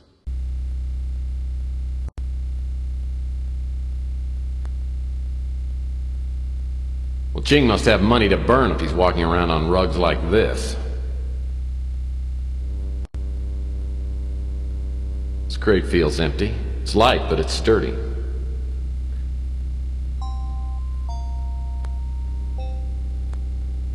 This must be the Countess' statuette. I guess she wasn't exaggerating when she said how valuable it was. If I try to reach the statuette with those laser beams on, they'll light me up like a Duralog.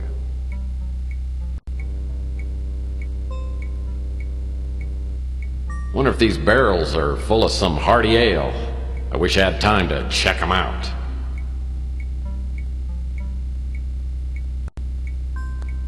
This must be one of those hermetically sealed chambers. Unless I miss my guess, those objects are the 3 surviving artifacts from the Byzantine Empire. Absolutely priceless.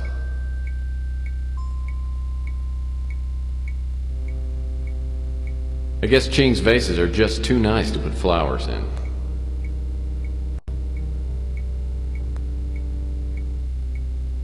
Well, I'm glad someone had the decency to clean up the smut some people call art. I'd call this painting Young Boy with Fiddle Asking for Allowance. This seems to be a fine rendering of Greco-Roman square dancing.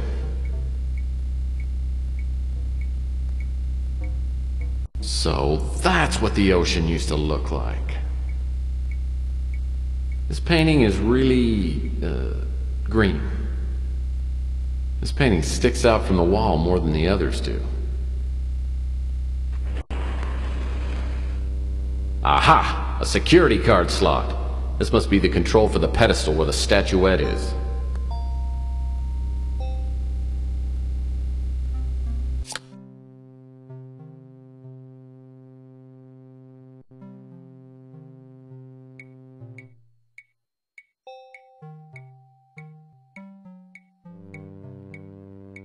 I can't get the statuette from here.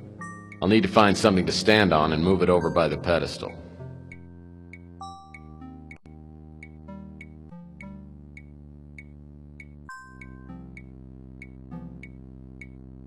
Looks like the cloth bandana is tied around David's naughty bits.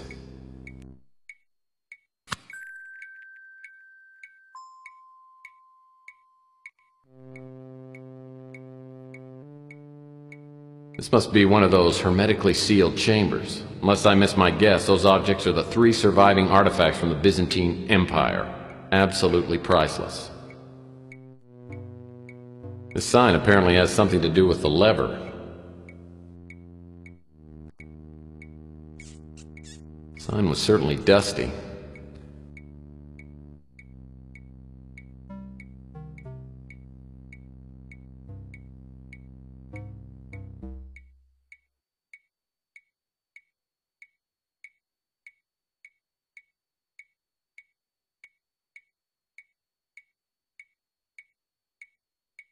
I can't get the statuette from here.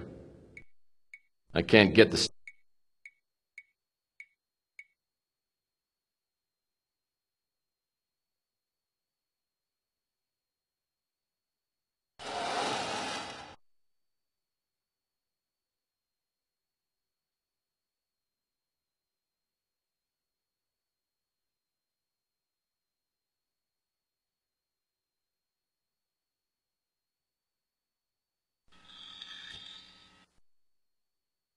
Come on.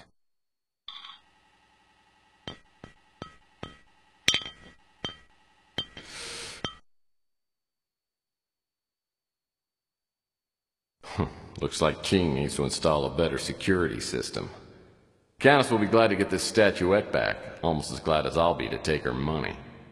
I'll return the statuette to her first thing in the morning.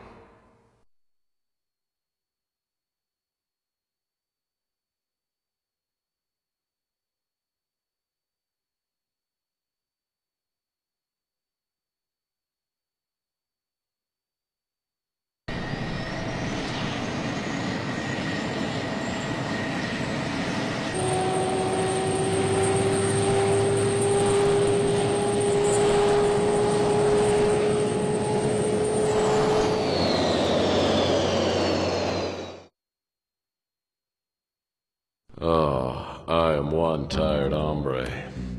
I can't wait to... Oh, shoot. I go through all that work to get the statuette out of Ching's place, and I leave it in the damn speeder. And I didn't even roll up the windows. I am such an idiot.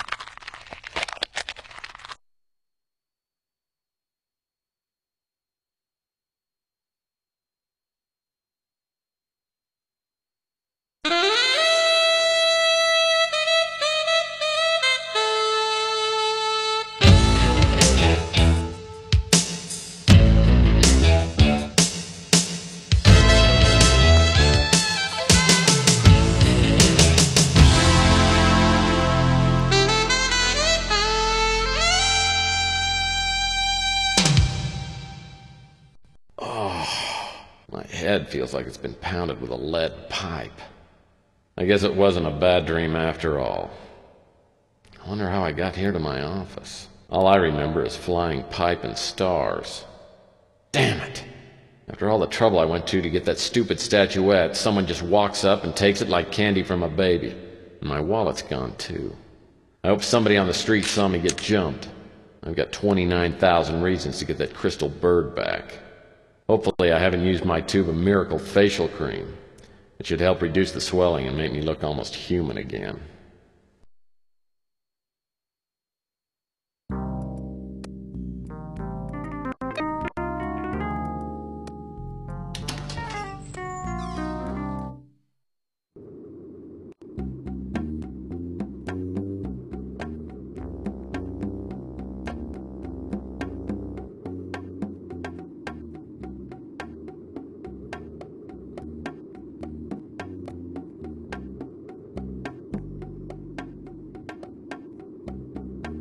What's going on, Tex?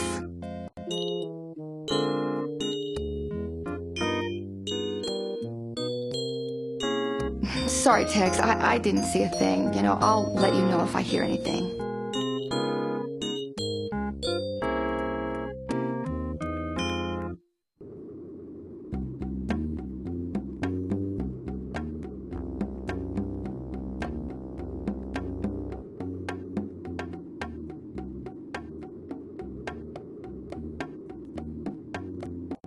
Francesca Lucido makes the spiciest pizza in the city.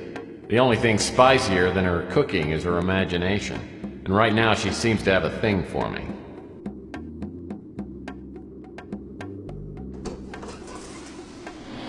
Oh, Tex, why can't all men be like you? What do you mean, broke, stubbly, and undependable? Listen, Tex, you are a dream compared to that pig husband of mine. Sal's gone too far this time, and I've got to do something about him. It's humiliating the way he's been flaunting his latest affair with some floozy. If I had some hard proof he's been sleeping around, I could finally divorce him and get some money from him. Well, I can't imagine why Sal would run around on you. I mean, you're so hot. Oh, you are such a sweetie. Listen, I'll make you a little proposition. Oh, I know what you're thinking, you naughty boy. We'll discuss that later. I saw you get jumped last night. Sal told me to keep quiet and that telling you would put my life in danger. But I'm willing to talk if you'll get me some proof that Sal is having an affair. Then I could divorce him and get some of the money he's been hiding away all these years. You drive a hard bargain, Francesca. But I need a lead on my case, so I'll see what I can dig up on Sal. I don't know anything about the girl Sal is seeing. I've gone through his things, but haven't been able to find anything except for this note. I think it's meant to be a coded message. I'm sorry I don't have anything more for you to work with. Let me know when you've got something.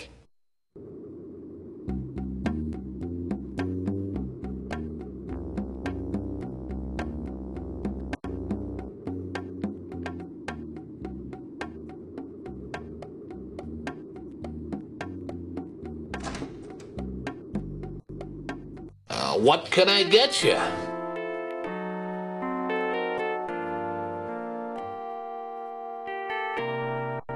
Franny told me you got whacked.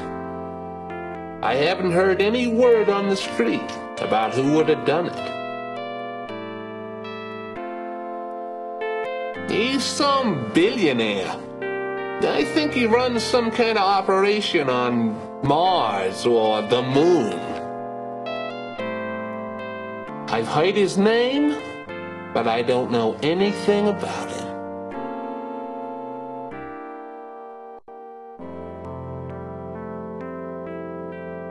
As a matter of fact, he just left.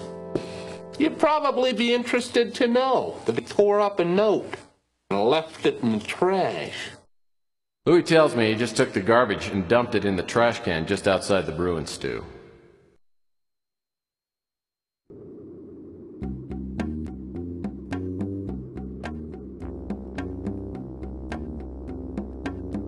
This is where Louis throws out the garbage.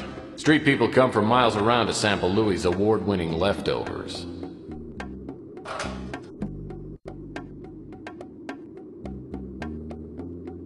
These must be the note scraps Louis told me about.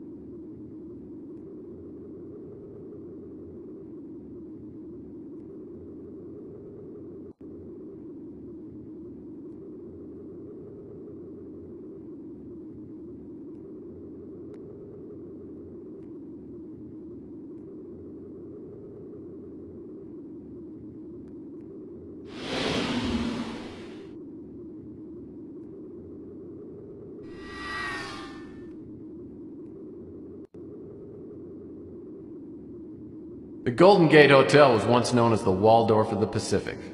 Its halls are still sturdy, and the walls have worn well.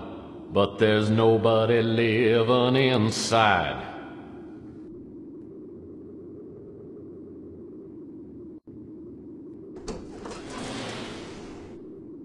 Ardo Newpop is a gigantic goon who works at the front desk at the Golden Gate Motel.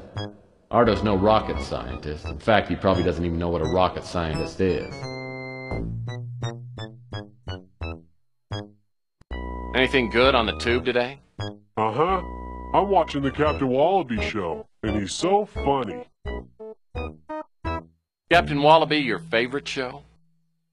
It's my third favorite show. My favorite is the Inspector Burns Fire Safety Show. Why is that your favorite show? 'Cause fire safety is very important, and I want to grow up to be just like Inspector Burns. Yeah, old Burnsy's the best. You know, we always play a little game called 20 Questions. You want to play? Okay. I can answer some questions, but first I have to put on my fire hat because Inspector Burns' Fire Safety Show is going to be on pretty soon.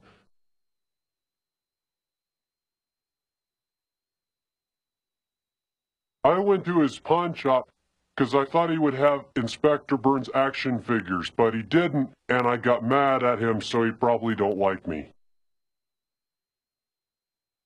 Ooh, Chelsea is pretty cool. 'Cause she's got good magazines and stuff. That's where I bought my Inspector Burns Fire Safety Manual. He's a nice guy and I like to eat there 'cause there's a TV. She's the lady who makes the best pizza. I eat at her pizza place all the time 'cause I love it. I don't know what that is. I just want to be like my hero, Inspector Burns, 'cause fire safety is very important. I never heard nothing about that. I used to watch his TV show, and it was pretty good, but then it stopped. And then he opened a store down the street, and I used to go there and buy stuff, but then it closed. I heard about that, but I don't know what a crusade is. I don't know what that is. I never heard nothing about that. I don't know what that is.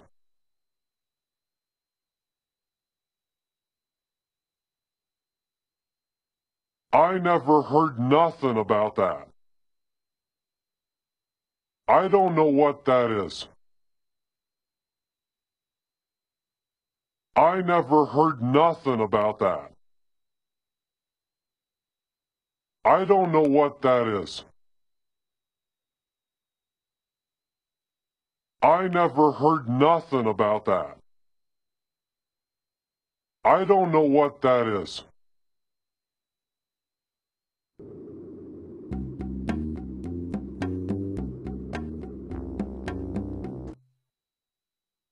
This guy comes up to me and says he don't like you hanging around here. So he gives me a bunch of money and says he'll pay me more if I keep you out of here until he goes away. Boy, word travels fast. Sal must have heard I was working for Franny. I heard Sal visits here a lot, and I'd like to get inside and look around, but Ardo won't let me in. Maybe he'd let someone else in, though.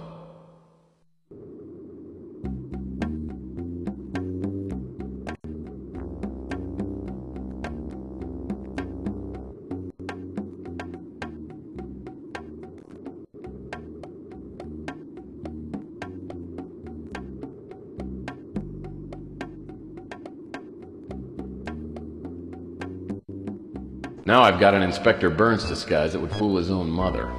It certainly ought to do the trick on a goofball like Ardo. It's my hero, Inspector Burns! And you must be Fire Ranger Ardo, my biggest fan in the entire world. Yes, sir, Inspector Burns. You must have got the letter I sent you. Why, yes, Ardo. I was deeply touched when I read your letter, but now I can't seem to remember a single word of it. That's okay. I know you're pretty busy. I wanted you to inspect this hotel for fire safety. I followed all your fire safety tips. Well, okay. I can see this means a lot to you. You're a good kid, so I'll just take a look around. All right. I'll open the doors, Inspector Burns. After a few minutes, I find the door to the Regency Escort Service Hotel Suite. The door's locked, but there's a security panel on the wall beside it. Looks like it requires a password.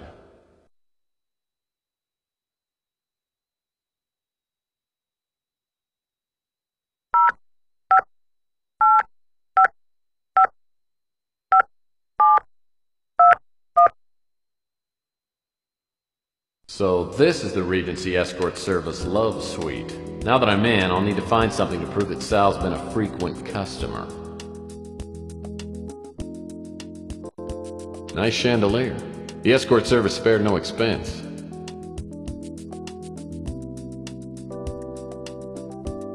This appears to be a very poor copy of Monet's Drowning Frogs.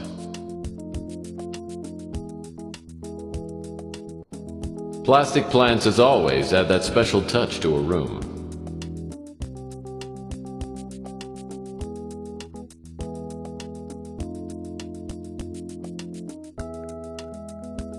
A book about the history of the Golden Gate Hotel. Looks fascinating. Nice cathedral. Man now wishing he hadn't gotten drunk and challenged the other guy to a duel for insulting Rosie, the toothless wench with the heart of gold.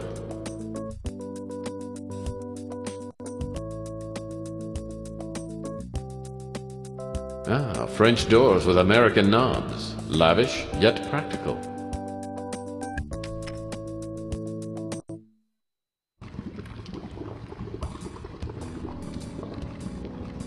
That hot tub actually looks like it might be fun. Or maybe too much fun.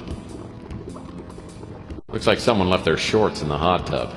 I think I'll leave them right where they are.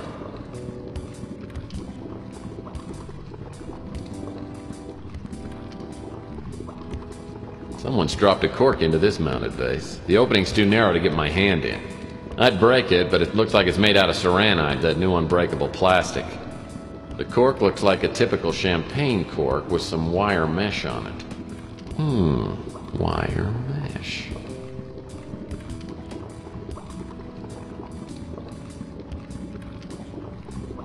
Oh, there's nothing like a fluffy, downy-scented towel.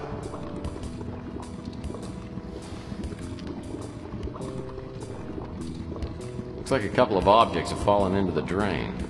With that screwdriver, I could undo the screws on this drain cover and get that roll of film.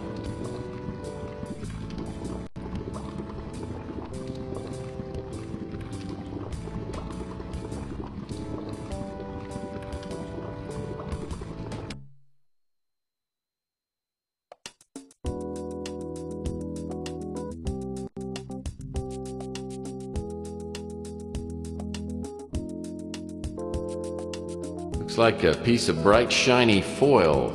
Must be from a bottle of champagne.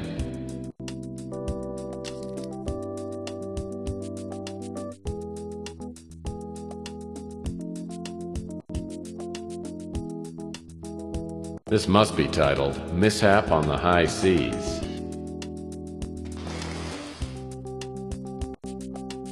A twisty board game. I used to play this as a kid. I wonder what the escort girls do with it.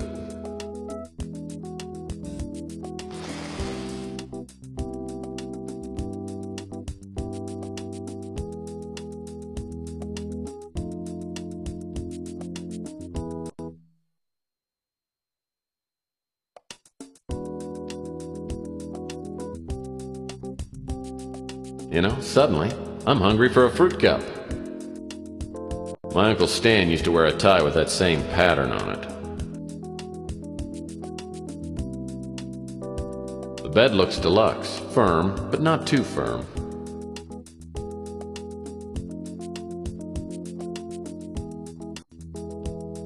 Well, I certainly hope Sal doesn't come out of the closet.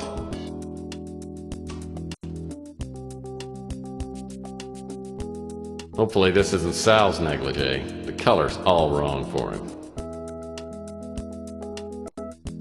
Champagne glasses end up in the weirdest places.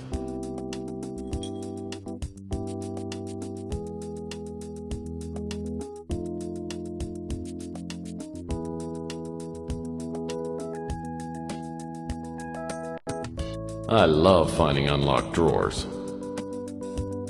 I love finding unlocked drawers.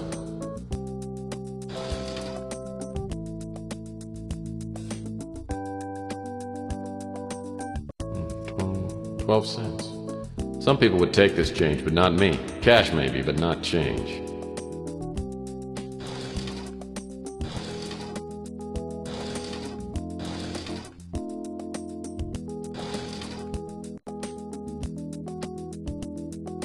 Looks like the upper left drawer is locked. I'll bet I could open it if I had something to pick the lock. A Gideon's Bible. It figures. Everything points to Sal being an aspiring televangelist.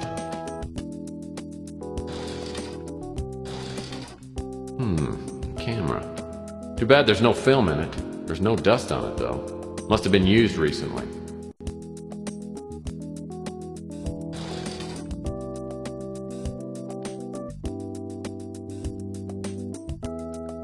Which one's cheating? Look closely.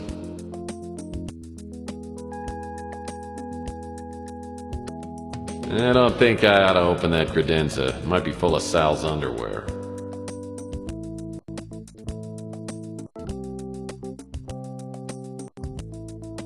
Frilly panties. I hope they aren't Sal's. The nightstands balance the bed nicely. I love symmetry. The nightstands balance the bed nicely. I love symmetry.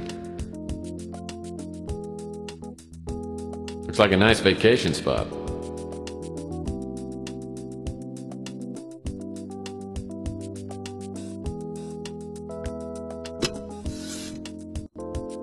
Oh, it's last month's Playbub magazine. Looks like it's stuck inside the drawer. The air vents keep the room right at room temperature.